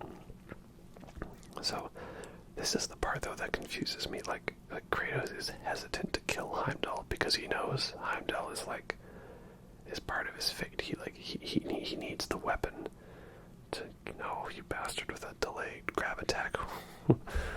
What are you? Horlu. Yeah, so, that's what weirds me is Kratos, he knows he is destined to kill Heimdall, so he gets a weapon specifically to kill Heimdall, but also he doesn't want to kill Heimdall because then he would be a slave to destiny. They also try to, one-line it away. Why didn't he just destroy the horn that signals Ragnarok? No, it just probably can't be destroyed because it's magic. Okay, sure, fine. Why not? I'll accept it. Also, I've got my proper shield back, yay. So, yeah, I do find that odd that Kratos is, hesitant on it. I understand he doesn't want to be a god killer again, but, I spared him twice, and then bro said, hey, if you spare me, I'm going to kill everybody you know and love, right? I'm surprised this hasn't happened before. And again, we got a nice, brutal, kill. And this is the moment where Heimdall, he finally sees into Kratos' eyes, and he sees the history. Monster, what I have done in the past. Yes, he died knowing the truth about the ghost of Sparta. But yeah, I do feel it's a little odd point. Okay, so you didn't want to kill him, so will you leave him alive? And he kills everybody else we know and love. That doesn't seem like a great plan to me. Just saying, I feel like he left us with no choice. I do like the little flub that he misses grabbing the horn. It was a accidental mistake on Judge's part, apparently, filming the scene. And they left that in, and I like that. Yeah. I don't know. Just seems a little odd to me. I know what they were going for. He's meant to be conflicted, but it just felt to me like they were trying to be this is your second act sadness now. Now be sad. Also, axe to the head. You deserve it. So, now that that's all out of the way and settled with, we can move on to exploring the crater. And, again, it's funny. I don't really know what it was, but for some reason I did not mind exploring this area, right? I guess it was because it was unexpected, and I had a legitimate reason to go do it. I wanted to see is Berger still alive? Can we do something with him? And that led to me discovering this whole other area, a lot more than what I expected. And we gotta fight a bunch of dragons, so that's pretty cool. I don't know. I guess it was because it was a separate area off to the side, completely unrelated to progressing the main game. Again, I said it before, but it was giving me Elden Ring vibes in, just, hey, here's like this whole separate area, like the consecrated snowfield and the Halic tree. And I love when moments like that happen. It's pretty fun, and there we go. I wanted to ask him a couple of questions, right? Okay, alright, you win that round. So, yeah, I thought it was a pretty fun area, right? There was a lot to it. Some fun side quests, bosses, good dialogue, and I love the lore implication that, like, Faye, of course we knew that the axe, the Leviathan axe, belonged to her. So I liked the implication that, she fought Thor to a stalemate, right? And that's why Thor recognizes the frozen lightning bolt. I think that's pretty cool. Also, this is a dragon. You fight a couple of them in this area, and they're fun fights, serviceable. Not as great as some dragon fights in Elden Ring, but I'll take it, right? They have their fun moments. But yeah, am I a hypocrite for I like the game doesn't let me target him in the air. There we go. Get back here, you. I like how he has the baited, oh, you thought I was down, but actually I wasn't, attack. Yeah, so am I a hypocrite for saying I liked exploring this whole optional area, and I didn't like the exploration in God of War? Maybe I am, but I don't know, it didn't feel tedious. And again, I guess it's because I was 5 in the game. Perhaps if I was despising the game, I would have just been like, nope, you're wasting my time. Don't waste my most sacred time. And we saved Burger, that is good. And, of course, we have some of these traveler bosses. Can't forget about these guys. I feel like they weren't used as much in, alright, you gonna attack me or what? There we go. I feel like they weren't used as much in this game as the previous game, probably an attempt to, not overdo old bosses and, use some newer ones, right? But funny, I actually kind of missed fighting these guys. I remember some of them were the bane of my existence in the first game, but I think that was also because a lot of them I, insisted on fighting when they were still purple level difficulty. I like the whole Dark Souls thing of, like, the shield on the back makes him immune to damage. That's pretty fun, right? Are you done yet? One more. There you go. Now it's my turn. So yeah, something about just like a classic big old thick boy knife fight, right? I missed. Yeah, I don't mind these guys. They're fun. Serviceable, indeed. So, yeah, nice fight. There is this whole lore thing about how they were sent to hunt down Bjorn because he was a heretic. But I felt the quest didn't really go much more, and I would have liked it if Berger actually showed up in the final battle, if you saved him, Okay, now we're getting down to the Berserker fights. Obviously some of these are post-game that we've put and edited into the video early game, because I find that some of the fights are just like crazy insane difficult, and you're meant to come back much later. As you can see now, they're only green difficulty, but I feel like that's the only logical way to approach a fight like this, because I tried this fight earlier and it just kicked my ass. Like, 2 spellcasters hanging out of range and firing spells at you with no concern for aggro, and then a Berserker who is just, programmed to go ham with jumping at you with unranged, long-distance, unblockable attacks. So, yeah, I don't regret waiting on this one where I could just go ahead and steamroll it,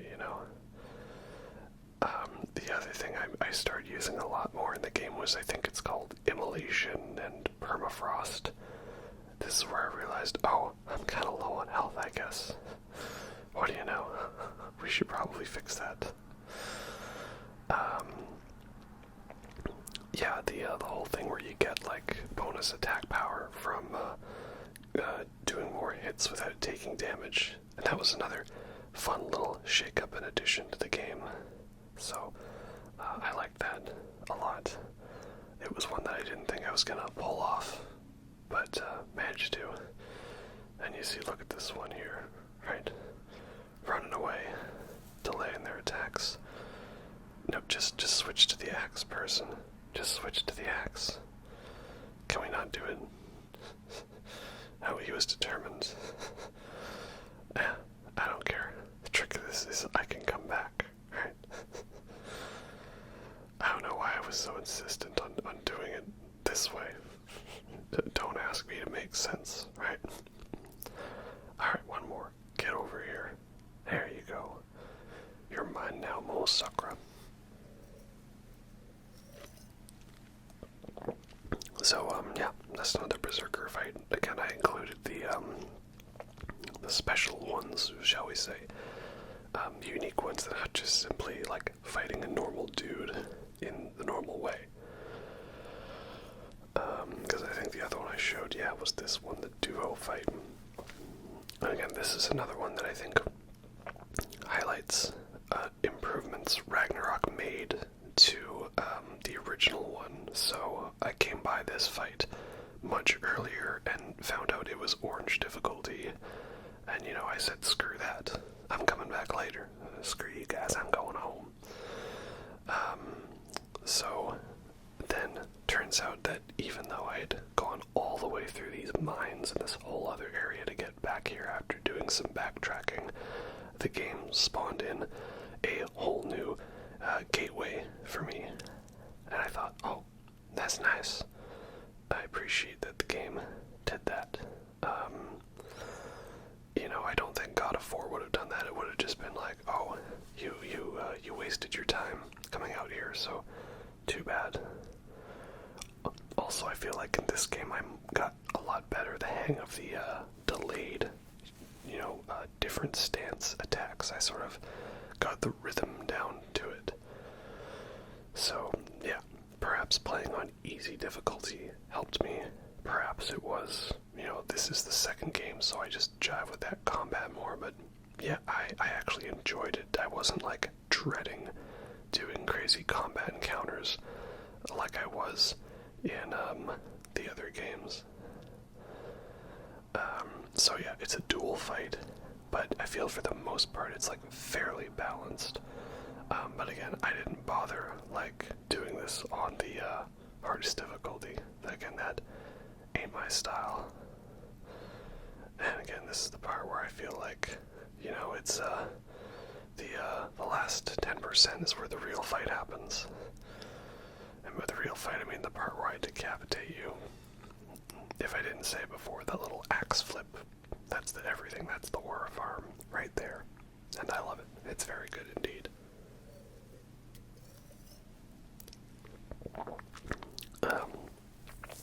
But yeah, ultimately, not as big a fan of the Berserkers as the Valkyrie fights. I kind of felt like they were just dudes that were angry, whereas there was this whole lore behind the Valkyries that they were these trapped spirits that had been tormented, corrupted, and we were doing a noble thing by freeing them.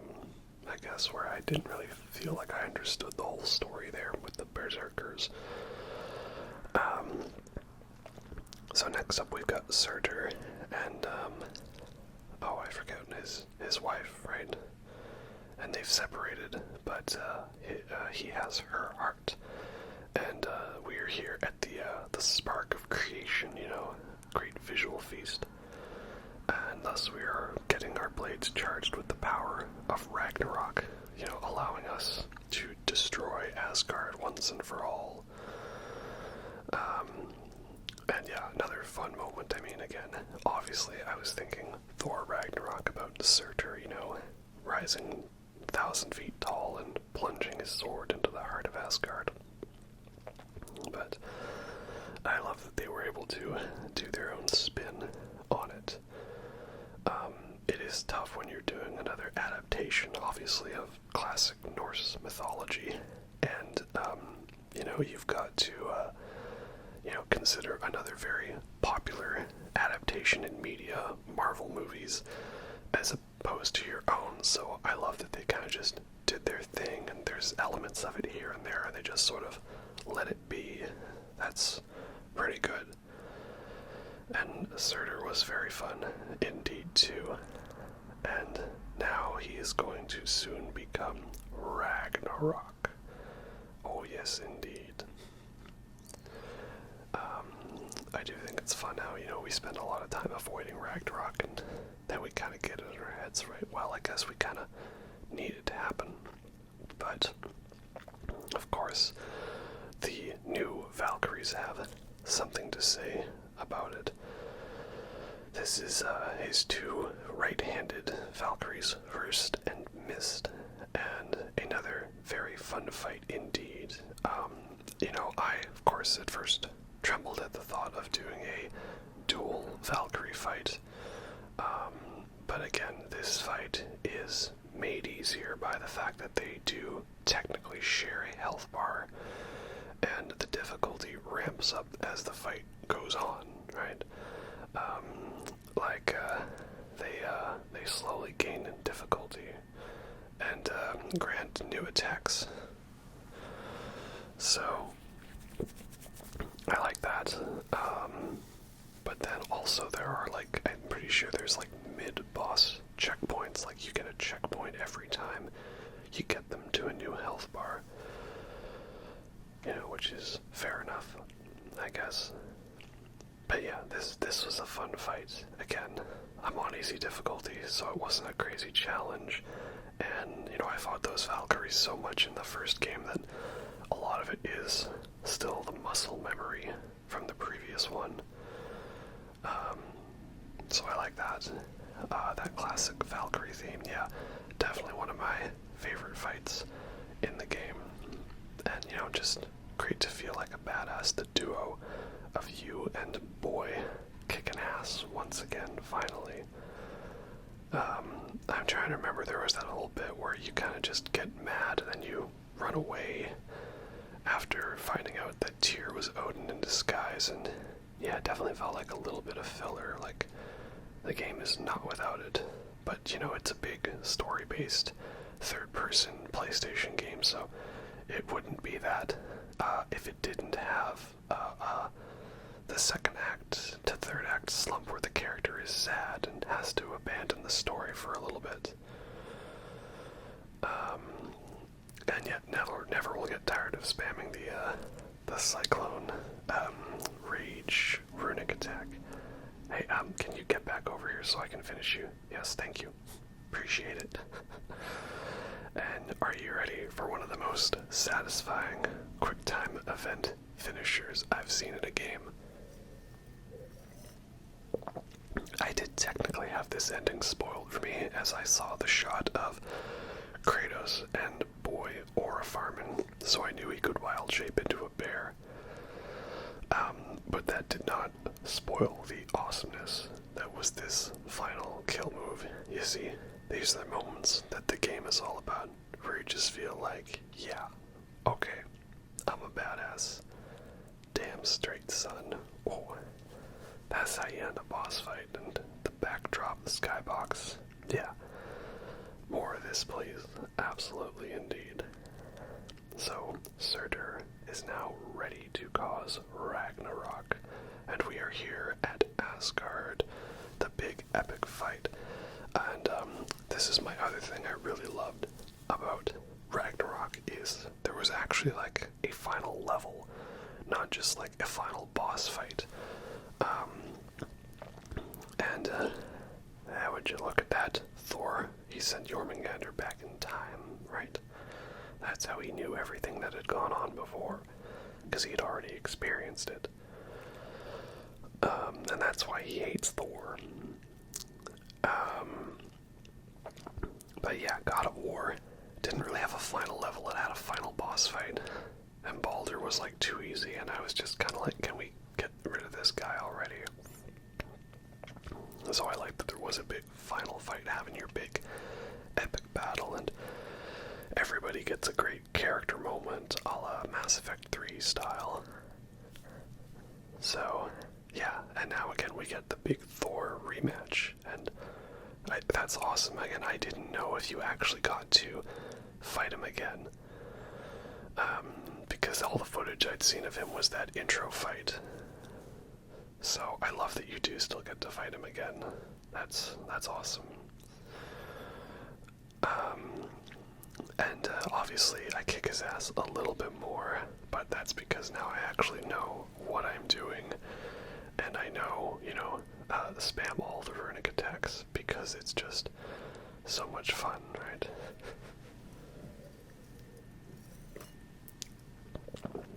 Yeah, I definitely felt bad for Thor.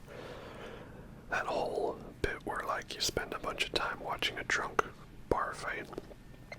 Again, perhaps a little tedious, but still sad to see, my thick boy, he was just misunderstood, I paused there because I was like, is it like God of War 3 where you're just supposed to keep punching Zeus until you finally stop? I don't know. And yeah, stabbed him again, there we go. Yeah, again, I just love them as villains more. Oh, that's bad. Nope. No, you don't. You want me to bring the hammer down? That's what you get, codename Point Break. Oh, Draupnir's such a fun weapon. So yeah, I loved the build up to the final battle, but again, I'm wondering, was it like, how would I have felt if there was no, end to this game, if it was like a 2 and a 3? Funny enough, I remember hearing that this game was God of War 2 and 3 together as one. That worried me, but I actually ended up liking it because it meant I got like what would have been the best of both of those games, and then I got a big satisfying ending and a really awesome post-game segment. So, I appreciate that. Right? Oh, we ain't done yet. And also I think it's very adorable that Thrud gets to wield Mjolnir at the end of all this. Again, there's a lot of setup here and there, but I wonder what it's going to be, because the whole end to this game, I don't know, it doesn't really feel like it's setting something up, like, unless they're trying to imply that Sindri is the villain. And I'm kind of confused about Sindri, like, they kind of play off a similar thing with him and Freya because at the end of God of War we spent a lot of time talking about how, but Freya was pissed. And so then she's kind of, a villain for part of this game until she isn't. And so I wonder, like, was it meant to be a similar setup with Sindri? Like, he's gonna be a villain in the next one? I don't know. I'm odd. I'm not sure how I feel about it. But we're too evenly matched. Or are we? And now, again. Oh, got him with the pinned hand. Now again, Thor, you should know. You've heard all the stories about me murdering an entire Greek pantheon, okay? If I'm giving you mercy, if I'm sparing you, like, you should take that as the opportunity, okay? You shouldn't, don't waste this opportunity. Don't be like Heimdall. I gave him, like, multiple chances and he refused to go down, which is why I don't feel bad about killing him, because, like, what else was I supposed to do? I don't know. But then Batman never kills Joker, even though it would have easy. It's, it depends on what universe you're in, what the rules are, right? Come on, Thor, my boy. Also, I'm wondering if we needed Surtur to breach Asgard's wall, but then he doesn't really do anything until the very end, and Sindri breaches the wall. So did we need Ragnarok, really? I don't know. But we needed it to pull the whole Avengers, Doctor Strange, portals, bringing everybody in at the same time, I guess, right? We must be better, indeed. Because this is a game about being a badass, but also being mature. Also, it's taken me like nearly 2 hours to mention, but I love that transmogs were a thing for this game, because I saw that awesome cloak, and I was like, I want to keep that cloak the whole game. And here we go. Yep, Odin, right? All about helping his family, but ends up getting most of them murdered and killed, right? Oh, we didn't talk about Sif. Sif is an ass. I like her, She's cool. And, oh dear man, Thor finally decided to stand up for himself, right? Bullies don't like it when you do that. They can dish it out, but they can't take it. You're not supposed to do that. And there we go, he put the hammer down. And sadness. Oh, I'm sorry, Thor. I really liked you. Yeah, okay, so again, God of War, all we got is Baldur, who I don't care about. But in this one, we got Thor. And Thrud was pissed. So does Thor go to Valhalla? And what exactly is Valhalla? I'm not so sure, because it seems like it's a physical place you can just travel to by boat. Oh jeez, he sent her into the next dimension. Also, wait, did Odin just rule Mjolnir? Is it because he killed him, it bows to him? I don't know how Mjolnir works. But, yeah, there we go. Final fight with Odin. I knew that was the final fight to the game. I had that already spoiled. So again, it was nice, a pleasant surprise that Thor was a fight as well. Not just a non-fight, I would have really disliked it if he was just, killed in a cutscene without a big final fight. Like, they knew what they were doing. They teased it as the big epic fight in this game. So that way, when it happened so early, you kind of thought maybe perhaps we're safe. Alright, what are we doing now? Oh, elevation changes, of course. Right. Oh, I should be running, shouldn't I? Nah, it's fine, I'll tank it. Again, I've got all the upgrades. I'm on easy difficulty, right? And that's the thing, even on easy difficulty, some of those big post-game fights, like the Berserker King and the Valkyrie Queen, are still tricky. I almost feel like those fights are just simply, like, they've got a bit of scaling to them, like they're always scaled to be challenging, regardless of your level or your difficulty. Or the bar is set so high that even if you're on max level, they're tough, because I fought Gnaw and, what's his name, Berserker King. I fought them both at, max level. I don't think you can get higher than level 9, right? And of course he puts us in a Bifrost prison. I guess, whatever that is, I don't know. But careful, you got caught monologuing, and Freya was pissed. But oh, god damn it, Freya. Look, Freya, I like you, you're cool, but like, if there ever was a most egregious example of just do it already, this would be the one. Like, no speeches here, right? You're just giving him a chance to pull out an ace in the hole, and that's what she does. Oh well. She'll learn her lesson eventually, maybe, possibly. No, he doesn't need to know anything. He knows he's done goofed. Just do it. Don't give him the whole no power anymore. I love that she got her wings back, though. I figured she was good with wings, you know, like, yeah, man, am I right? Yeah, that's the thing, I just love these characters so much. I understand it now, man. Like, I get it. I understand. I've seen the light. Valhalla be praised.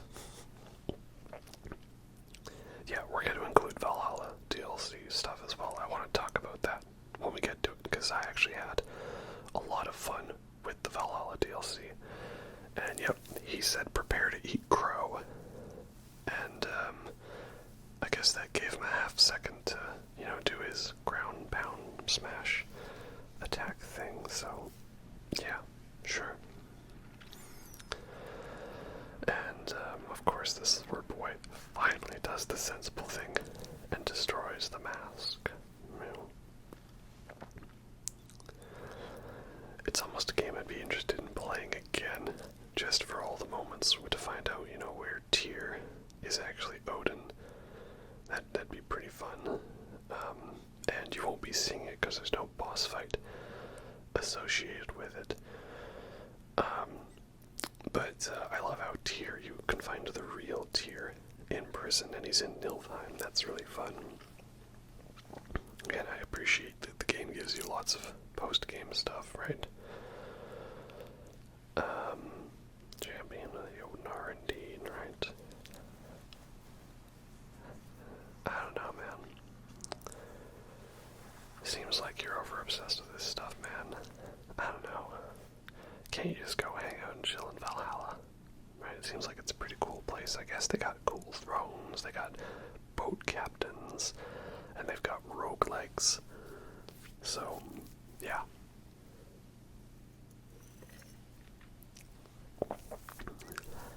And again, I like how Atreus is just like, yeah, you do you, son. I'm done trying to control you. As Naz. And ultimately, boy finally does the sensible thing that is a strange game. The only way to win is not to play. And snap. Crackle pop. Yep. That's what you get for messing with a wrinkle in time. No, I don't just mean nothing. I choose not to play your game. It's that simple, man. So yeah, and now of course there's a phase 2. There always is. I do wonder though, okay, if you've played the game, right, maybe you played it on normal difficulty or hard, is this fight like a crazy big challenge? Or is this also meant to be kind of like it's you and Boy and Freya, and so you guys are just, you know, steamrolling him, right? Is that how it is? Because, you know, I think back to the final bosses in the other games, right? You had Ares in 1, and he was a tough fight. And then you had Zeus at the end of 2, and he was a really tough fight. That bit where he's like throwing all the sirens at you, I literally didn't know how to do it without spamming the one of your special attacks. And then you've got, of course, Zeus again in 3, and he is quite a tough fight with like multiple parts to the fight, and it took me a couple of attempts to sort of get it all sussed out.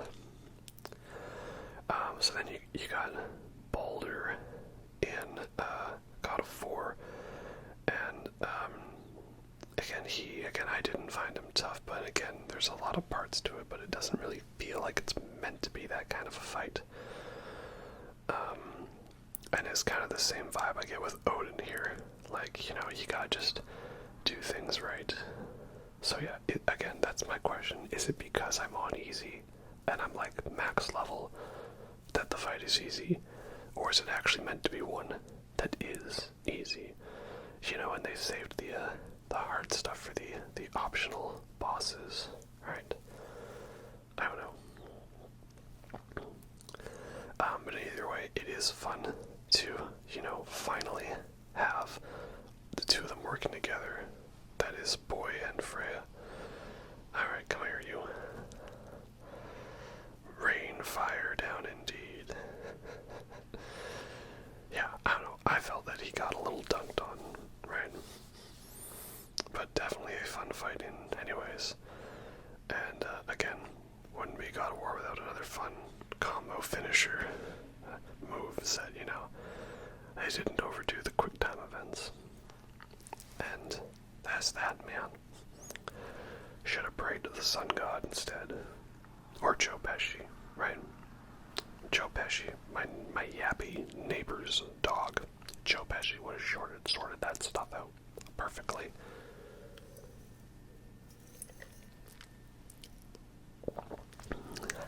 And I love it how you can throw it all back in him. Yeah, man, you did it. I didn't kill Thor. I fought Thor. You killed Thor. And I love it how this is this is where you realize coming up that this whole game was actually just like a whole big long elaborate episode of That's So Raven, right? Because in That's So Raven she always like sees her vision, misinterprets something, and it comes true in a different way she wasn't expecting. And that's what happens here. So Boy takes Odin's soul and imprisons it into one of the marbles, and there we have it. The shot of a bald, bearded guy lying in Atreus' arms as his soul leaves his body.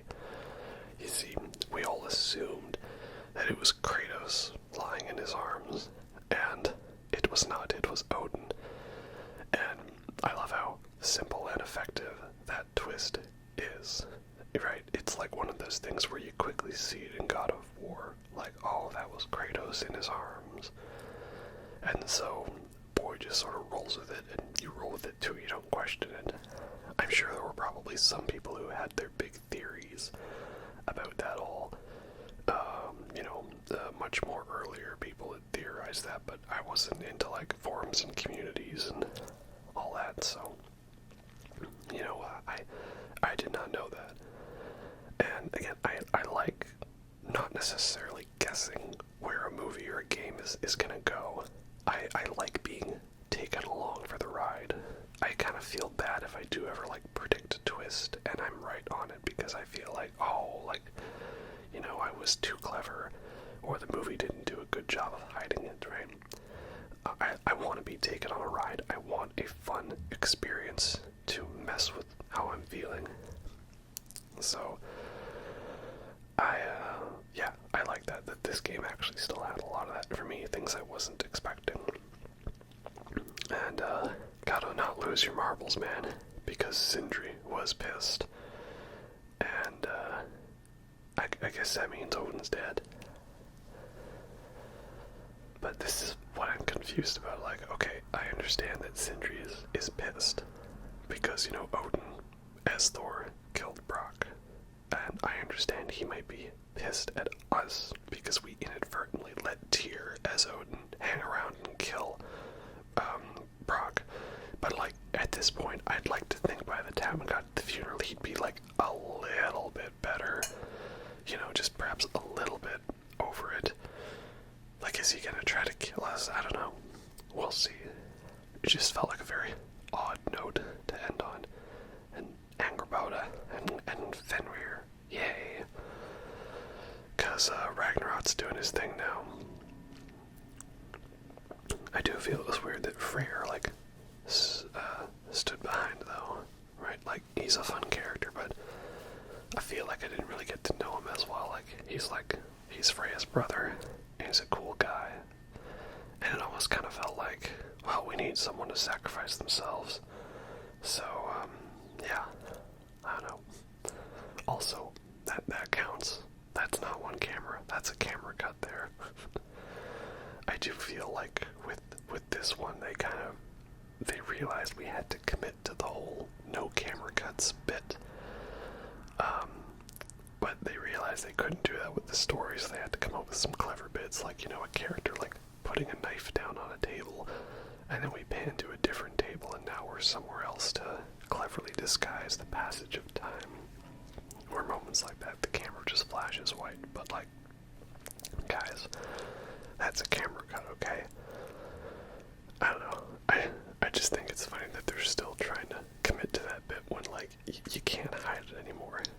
And there were way more squeeze through narrow crevices in this game than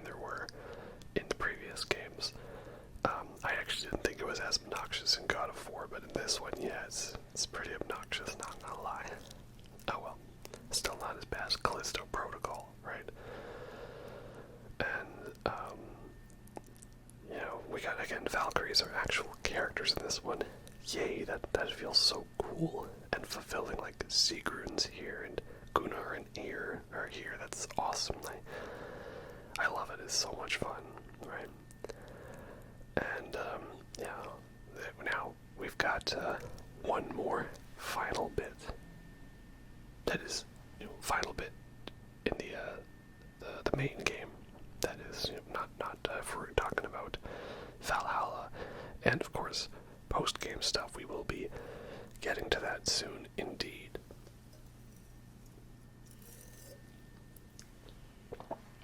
So, this is the big final cutscene, of course. There was another Jotnar shrine that was hidden from us by Faye. Of course, she didn't want us to know too much about our own destiny, of course. You know, Marty, no one should know too much about his own destiny, right? Could unravel the very fabric of space, time, continuum, and all that nonsense. So, and again, much more was prophesized and predicted. I do wonder, though, how these Jotnar make them prophecies, right? Angerboda is just kind of like, I don't know, I just sort of like, you know, paint from the heart and just stuff happens, right? I don't know exactly, giant foresight. Perhaps that was explained more in the lore, or the notes. And she says they don't all open, I don't know. I don't trust that, because later on we're going to see that there was actually two sides, you know. It had very, you know, when it turns out that the exam paper has a second side to it, kind of thing, right? And the other thing I was surprised at, I thought for sure that Kratos died, because with Valhalla DLC, I was like, oh, so he dies and goes to Valhalla, and it's his experience, and I didn't know exactly how a post-game would work, if it would kind of be like Death Stranding, where like there is like a final cutscene, but then there's a post-game that is implied to have taken place like a week before the final cutscene. I thought it might be something like that, perhaps.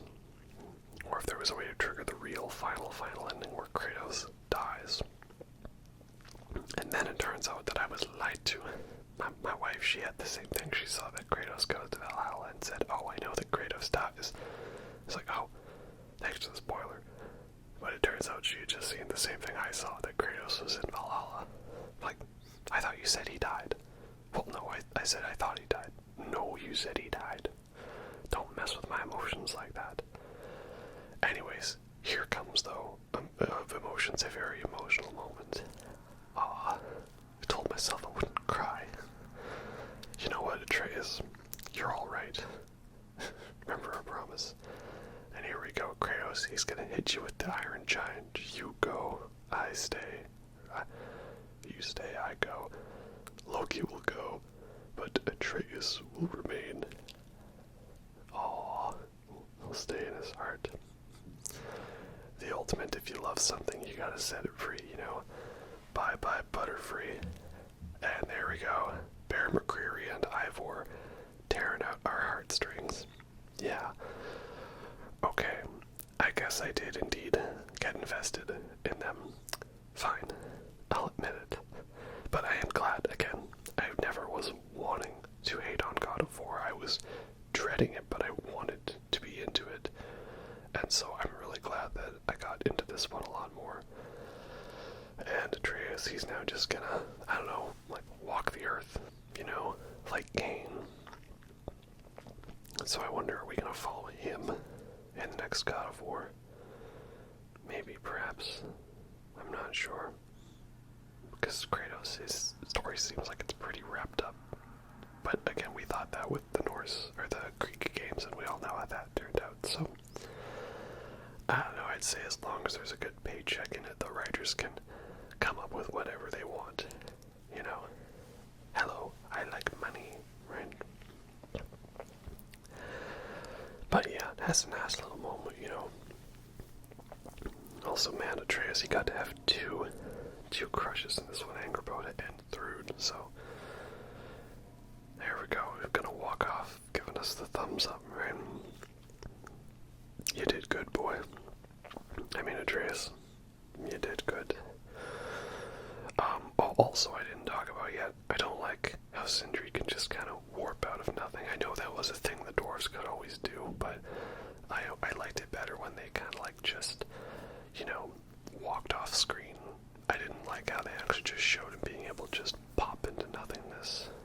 You know, I don't know, just felt kind of cheap. You know, they've already glossed over how they can do that because the plot says so. I'm like, just don't make it so he can pop in and out of anywhere, because there'd be a lot more times where I think it would be beneficial for him to do that. You know, we're gonna start questioning power levels and all that. And of course, this is where Kratos finally realizes, like, wait a minute, this exam has a backside. Oh my gosh. And it looks like it details a few more things. Like, is that saying Kratos needs to go to Valhalla, or that he left the Greek pantheon, that he came here, that he fought Thor, and him and Boy discovered the secrets of the giants. And this final one I didn't understand, but I guess it's that perhaps he could be seen as a god of hope and peace, not necessarily a god of war. Someone who everybody, like, looked up to. And I'm like, that's what it is. And that kind of gives him hope, because, you know, that's what he has. He has the power of Pandora, right? We all know the legend that evil was unleashed into the world when Pandora's box was opened, but in turn it also brought forth hope. That was all that remained in the box. So, yeah, of course we've got many more quests to go on. What did we see? Oh, I've got my own quest to go off of. I thought it was going to end with him, like, in the cave alone, and it was going to be kind of like, you know, oh, it starts where it ends, right, with, like, a very similar shot. He's in a cave and he's alone. But, you know, it kind of works in that way. I'm okay that they didn't necessarily echo it. Much to do and much to repair, right? The remnants of Asgard have to be destroyed. The Valkyrie Queen and the Berserker King are still out there. And those are definitely locked until post-game, right? So I do think that's fun, right? Deliberately giving you a reason to play after the credits are over.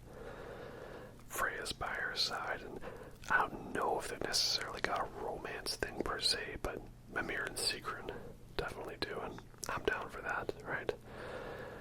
And I'm like, oh, is this the moment where we get the big credits roll? We got one more final bit of the theme. Oh, yes, indeed we do. Yeah. Again, this is one of those moments where it's like walking the bases after you've hit a home run. Like, it just feels good. And you know what, developers, you can do that. I had my issues with Ragnarok. It's not a perfect game, but I was into it. I was in the zone, and I loved it so much.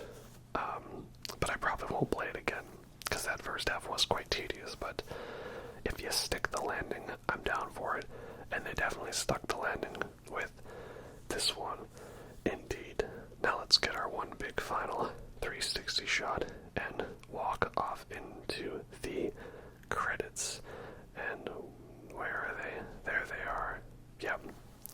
Damn good job, man. Damn good. Play the epic music. Give me the chills. Give me the Ivor. I'm all about it. So yeah, that is God of War Ragnarok. But don't go anywhere just yet. We got a lot of post-game stuff that we've got to finish up. Indeed. Sometime soon, you know. So now we get to that wonderful, lovely post-game we've been hinting towards so much. And first off, one thing we gotta deal with is the good old remnants of Asgard. I think it's a fun concept to keep the game engaging after the story is over. And, you know, it's thematically makes sense, like the idea that Asgard's been, you know, fallen all over the place. And so, you know, now you've got to do a little cleanup here, and it leads to a couple of fun boss encounters like this duo big boy fight, so that's nice. But yeah, my one main conflict is that the remnants of Asgard are tied to the exploration of the area. You know, if I recall correctly, I don't think they tied like specific quests to the map exploration in the first game, and perhaps that would have been a better approach to take, because again, it just kind of flat up spoils the game for you, and I'm not super into that. But it was kind of fun going back across the areas, you know. I just like the idea that it's the end of the game, but not the end of the story. And of course, the other thing we've got to clean up is the Odin's Ravens. So this time, it's not just for bonus collectibles or trophies, it is all leading up to something to the Raven Keeper, which conceptually is a fun idea.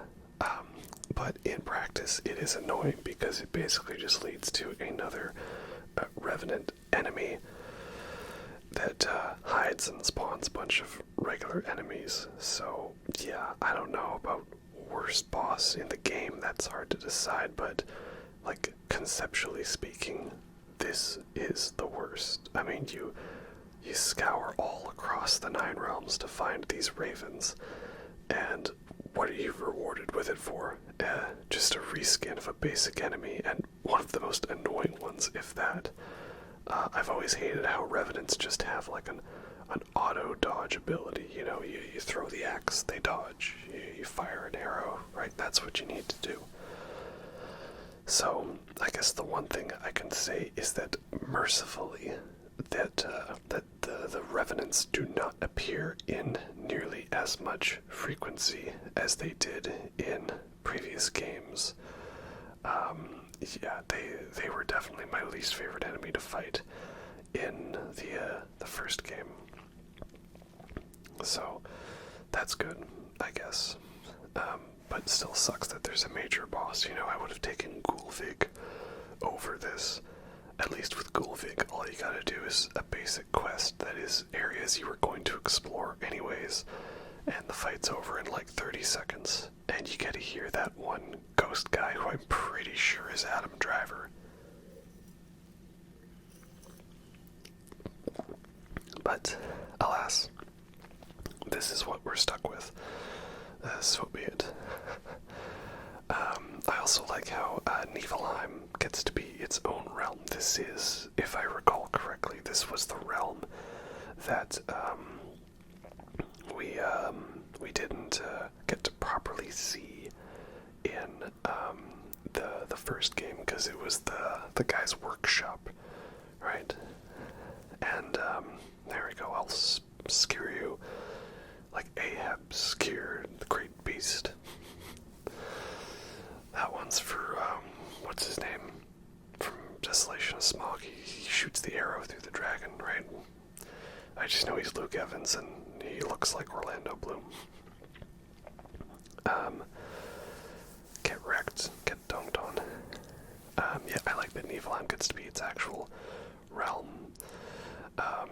Something that didn't get to, because it was just the guy's workshop with the Niflheim grind and the mist echoes and all that, which, you know, admittedly was a fun little concept, and I like how they kind of brought back that style to the Valhalla DLC, that you've got to run around and kill the Vanaheims, most elite ones or whatever, so that you can get to ascend to Valhalla.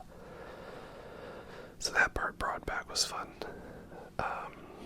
And Niflheim's also fun because it's where you uncover the Asgardian prison where Tyr is. But there is a Berserker fight here, so yeah, it basically means like you can't defeat all the Berserkers until the post-game. So, you know, interesting style to it. You know, they kind of had to have it. But, you know, I think it would have been nice if Freya and Boy felt a little different, because as it is, they have an attack, and I get them to spam runic arrows. And, of course, here we have it, the Berserker King Hrolf Kraki. course, like many fights before, what is my trick is to spam all of the runic attacks at the start. Just get the damage you would get from these attacks in now, so that you can, get them to recharge and get used for later. I kind of had a fun thing where I was going to try to use each weapon equally in sort of different ways. So, how did I find King Hrolf Kraki, the Berserker King? Well, he is definitely a fun fight. I did find him to be less frustrating than Sigrun, but again, I am on easy difficulty, though I did find that while he is not as challenging of a fight, that, see, the unblockable attack, but it's not really unblockable, you're supposed to attack then. Yeah, I found it was like,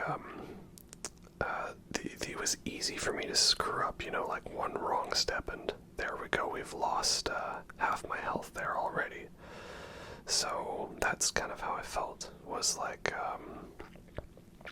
but I like that, it's like a fight where if you do it right, you do it right, and if you do it wrong, then you do it wrong, like that. Come on, there we go. And, I know they added many different rage modes into the game, which I think was a fun addition, but I found I got by just fine using Valor, because, I didn't want to have to use Ratatoskr as one of my summons, and so it was fun to have, that as, one. So, yeah, I like that. And, use your permafrost move before you lose it, man. That's where I was kind of like, are you done yet?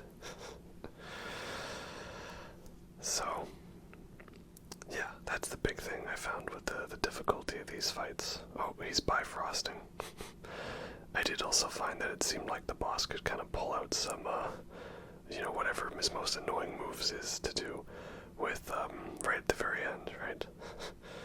Like that. But I think I wasn't as concerned because I was like, I've got my extra life. Get over here, you. Yeah, so again, he's good, but I don't know, I didn't feel as much investment to him as a boss as opposed to the Valkyries, because again, I'm just like, well, these guys are evil and we gotta take them down. No, don't do that. Dang it. But it's okay. I got back up and I boned him. See, if this were some of my first fights, he would have done something to, like, really make it so I wasn't able to get through. Like you see, look at this, we're wailing on him and it barely does any damage. I feel like the health bars are deceptive, the first chunks of health are actually not as much health as the last few. But that's okay. My kingdom, my sword.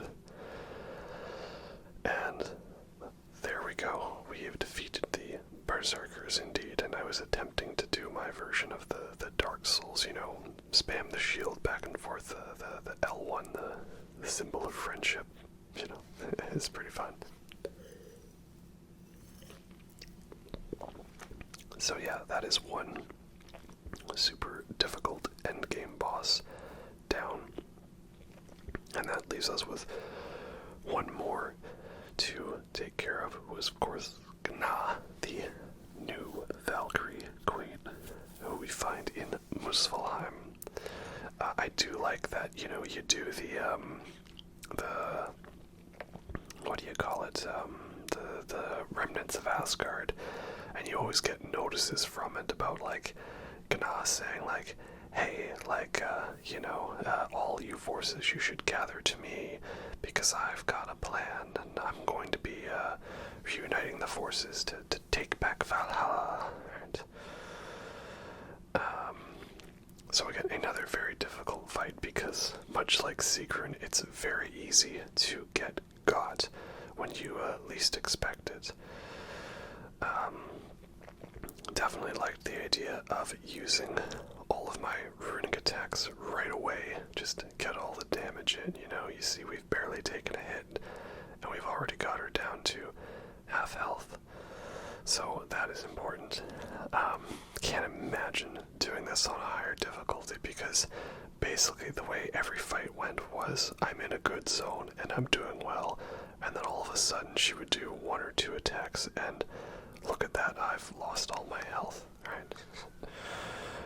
Like, I think there was a moment here in this fight where I went to heal, and it was right as she decided, like, yep, right there it is, for Asgard, right, to Valhalla. So that's the tough part about this fight, you know, you make 1 or 2 mistakes and boom, you've lost all your health, even though you're max level with max upgrades, right? So, but I wasn't as concerned here because I knew, like, well, I've got my extra life and we've almost got her down. But don't let that fool you, because the dodge roll is, you know, still not perfect when it comes to high frames. Like that, right? So we were doing pretty well there. And just like that, she goes beast mode for these last 2 bars. And this is where I was like, right, already my runic attacks charged again. Let's get those out of there, right? And, try not to do the for Asgard right as I'm, you know, locked into an animation. And that's also the frustrating thing, is I feel like she can definitely pull out a little bit of bull. Like, she does that for Asgard attack 3 times in a row. Oh yeah, those wings are not mine. I was super satisfied for another tearing off the wings victory, but no, this is a much more mature game for mature people being mature, right? But I do think it is nice that Freya attempts, at least to some element, to get Gna to, you know, surrender and be like, hey man, do we really gotta do this? Like, I mean, Odin's gone, Thor's gone, Asgard is gone, like, who are you really fighting for anymore? And of course it's a character arc for Freya, because, you know, she's seeing someone else totally consumed by vengeance when it makes no sense. And it's a bit of a warning for her, seeing this is the person she perhaps could have become had she continued down this path.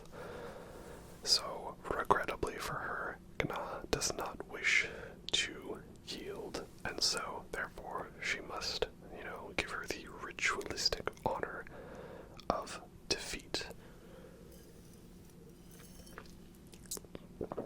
But in doing so, this finally allows Freya to return to her title as Queen of the Valkyries.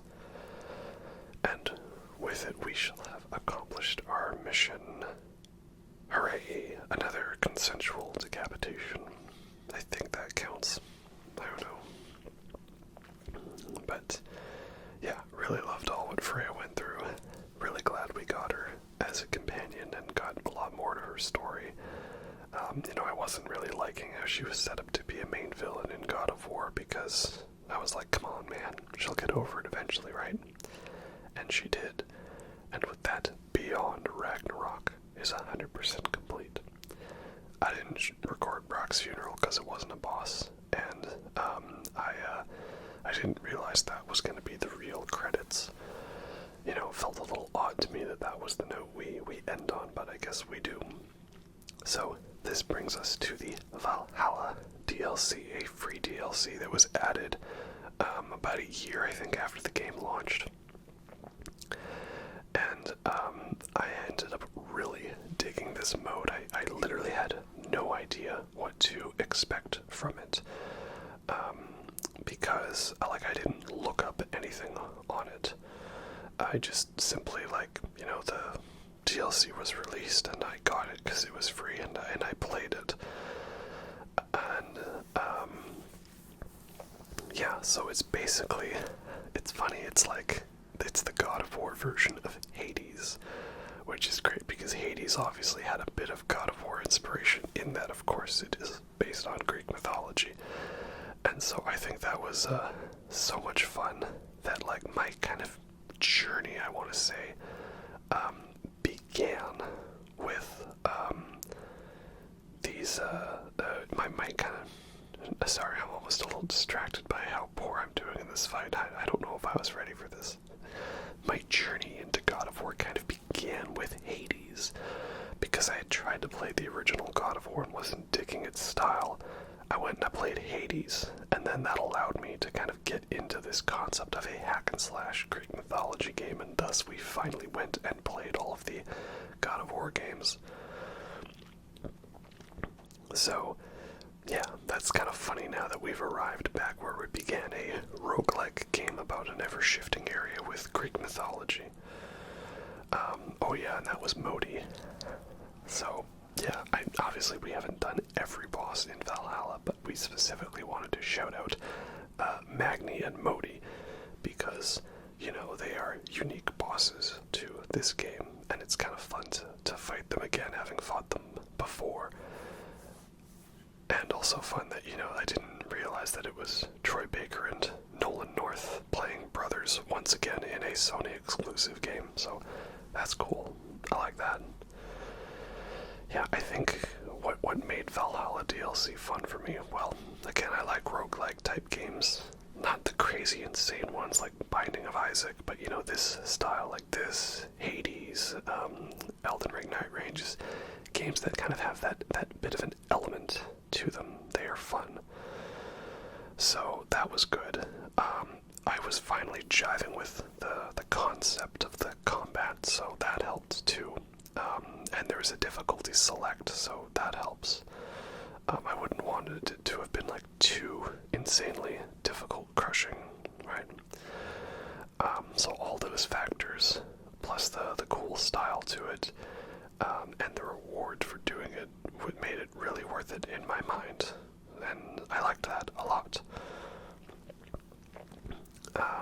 I'm also terrible at recognizing voice actors. Like, you know, we'll play a thing, and I'll play a game, and my wife will be watching, and she'll just be like, oh, that's this person, like the way I know movie trivia, that's her, and voice actors. And of course, I absolutely love that the final fight of Valhalla is to fight Tyr. You know, we were the God of War, and he's this version's God of War. And I love how his fighting style is based off of different, like, mythologies and cultures over the years. Just the way his fight is always mixing it up and incorporating new elements. That's just so much fun. This is one of my favorite fights in the game. And I also like how much kind of like the boss Hades in the game Hades, he can be as difficult or easy depending on how well you run and your synergies are, and, you know, what your strategy is, because I've had runs where I melt Hades in like 30 seconds, then I've also had ones where it's a slow, long slog and I end up dying at the end. So, yeah, I love that he uses the shield and spear as well. That's great too. But I also just love the fight. It's kind of fun. I don't know, there's something about... How do I say this? This feels like a very wholesome fight to me. Like, I think there's something wholesome about the fact that Tyr's not trying to kill you. He's wanting you to be the best version of yourself possible. And he wants you to excel. And, so, you know, a lot of the fights in the games is enemies taunting you, you know, jeering at you, and, you know, belittling you, and, you know, saying, I'm gonna kill you, I'm gonna defeat you, you suck. So it's kind of just nice to have a guy who's fighting you to his full strength, but at the same time also being like, oh, nice, good job, that was a good block, or come on, Kratos, I know you can do better. Yeah, I like those bits. That's fun. Especially at the end of the fight when he's all like, I yield, and then you help him up. Like, again, it's a wholesome win. I like the bromance we've got going on between these guys. Especially since we were robbed of regular Tyr, real Tyr in the main game, apart from his little cameo appearance. I do like that you can find him throughout the main world and around all of those special artifacts. One of them, it's totally a Tibetan ritual dagger, much like the one from that's fun. I know it's not necessarily a Uncharted 2 reference, it's just a reference to different mythologies and religions across the history of the world, and so yeah, I like that a lot. I also love how the whole big emotional beat to the game, that is the whole emotional center of this, all revolves around that goddamn boat captain from the first game, right? And I think it's hilarious how boat captain has come full circle. You know, originally he was just a dude you killed to get a key from him, and it was kind of funny because it was like showing you like, yeah, Kratos ain't exactly a good guy. And then he had a funny comeback when he was in hell and you threw him into the pits of Tartarus, like, oh, not you again. Then he reappeared as a spirit summoned by the barbarian king in God of War 2, and that was another funny moment. And then, you know, we found a note from him in God of War 3, and I know there were a couple other little notes and references throughout the other games. So it was kind of funny then in this one, like, no, it all revolves around the boat captain, because he was the first guy where Kratos was like, yeah, I was definitely a bit of a rude guy in my past life, you know. So yeah, also love how they bring back a rage mode where you get the sword of Athena, or the Olympus sword. That's great. You also get Helios back as a severed head, which is hilarious because, like, we already were making that connection that that Mimir was like this game's version of Helios, you know, a severed head that you have on your shoulder or on your back. So that's hilarious that he comes back, and you get the Greek area. Like, yeah, there's just so many great Easter eggs and tidbits. There's something interesting. I'm usually not a fan of a game having its real ending as DLC, even if it's free DLC. But a lot of times I feel like games really need that, because you have your main story and then a bit where it's like everything just gets balls to the walls crazy. Yeah, this moment here where Tyr is all just like, you know, well then, Kratos, I yield, and then you help him up. I don't know, just feels wholesome. I like that. I'm not used to a fight like that in these types of games, right? Yeah, like Fear Extraction Point, Dead Space 3 Awakened DLC, Valhalla DLC. I just played Alan Wake, and the DLCs for that as well. Same thing, you know, kind of just like, let's just go all balls to the walls crazy, you know, just go like totally out there, because we can, right? Because we're free game, the game's out, let's do a fun DLC. So yeah, I normally don't like that, but it's kind of one of the cases where it's better. Or Mass Effect Citadel DLC, you know, just kind of like one of those things.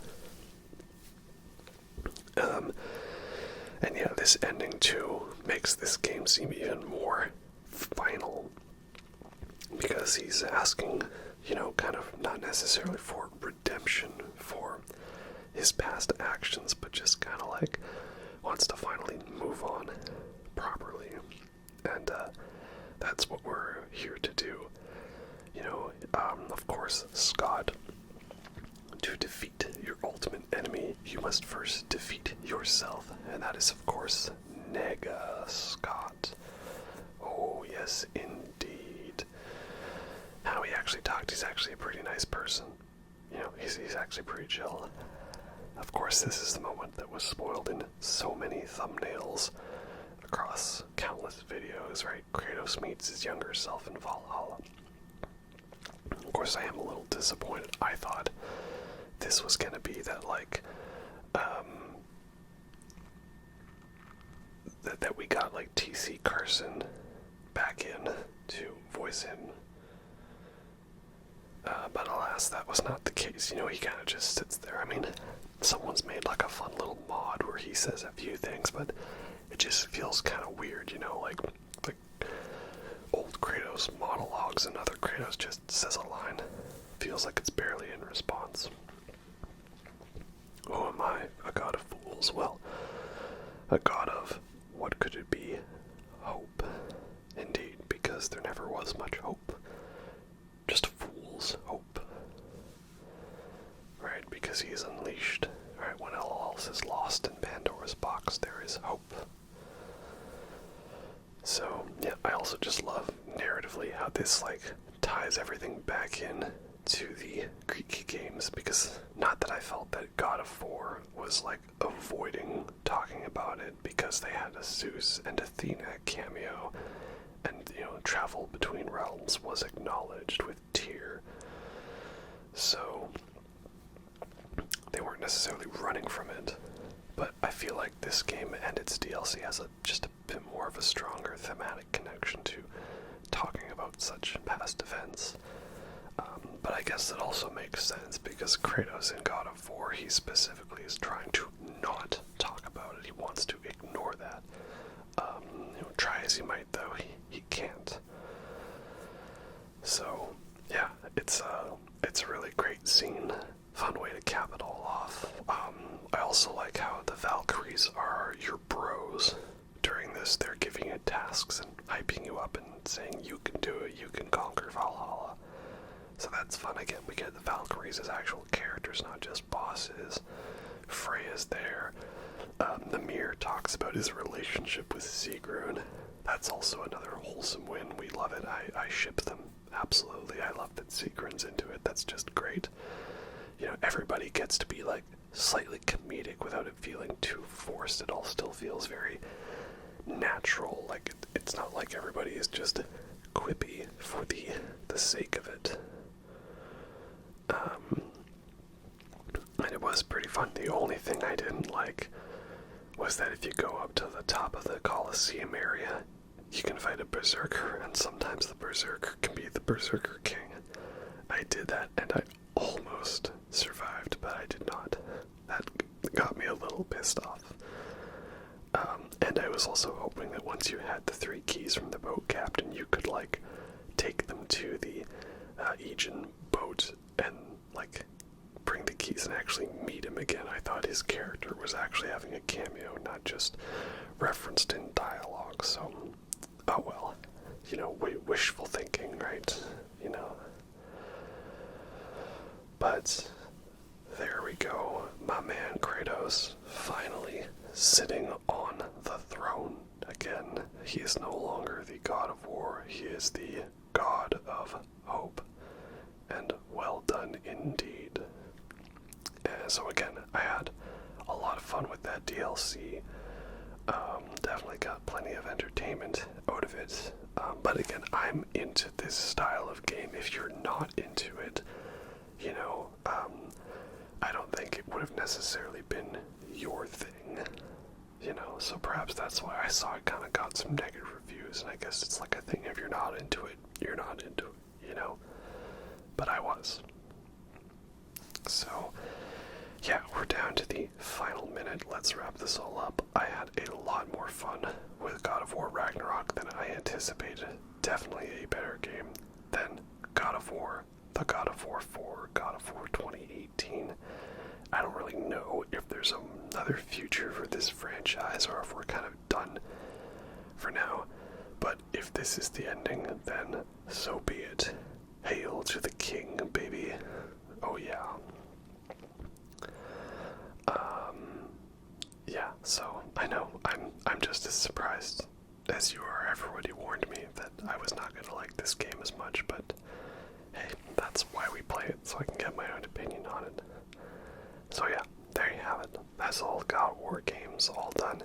Hope you enjoyed that, and I'll catch you next time.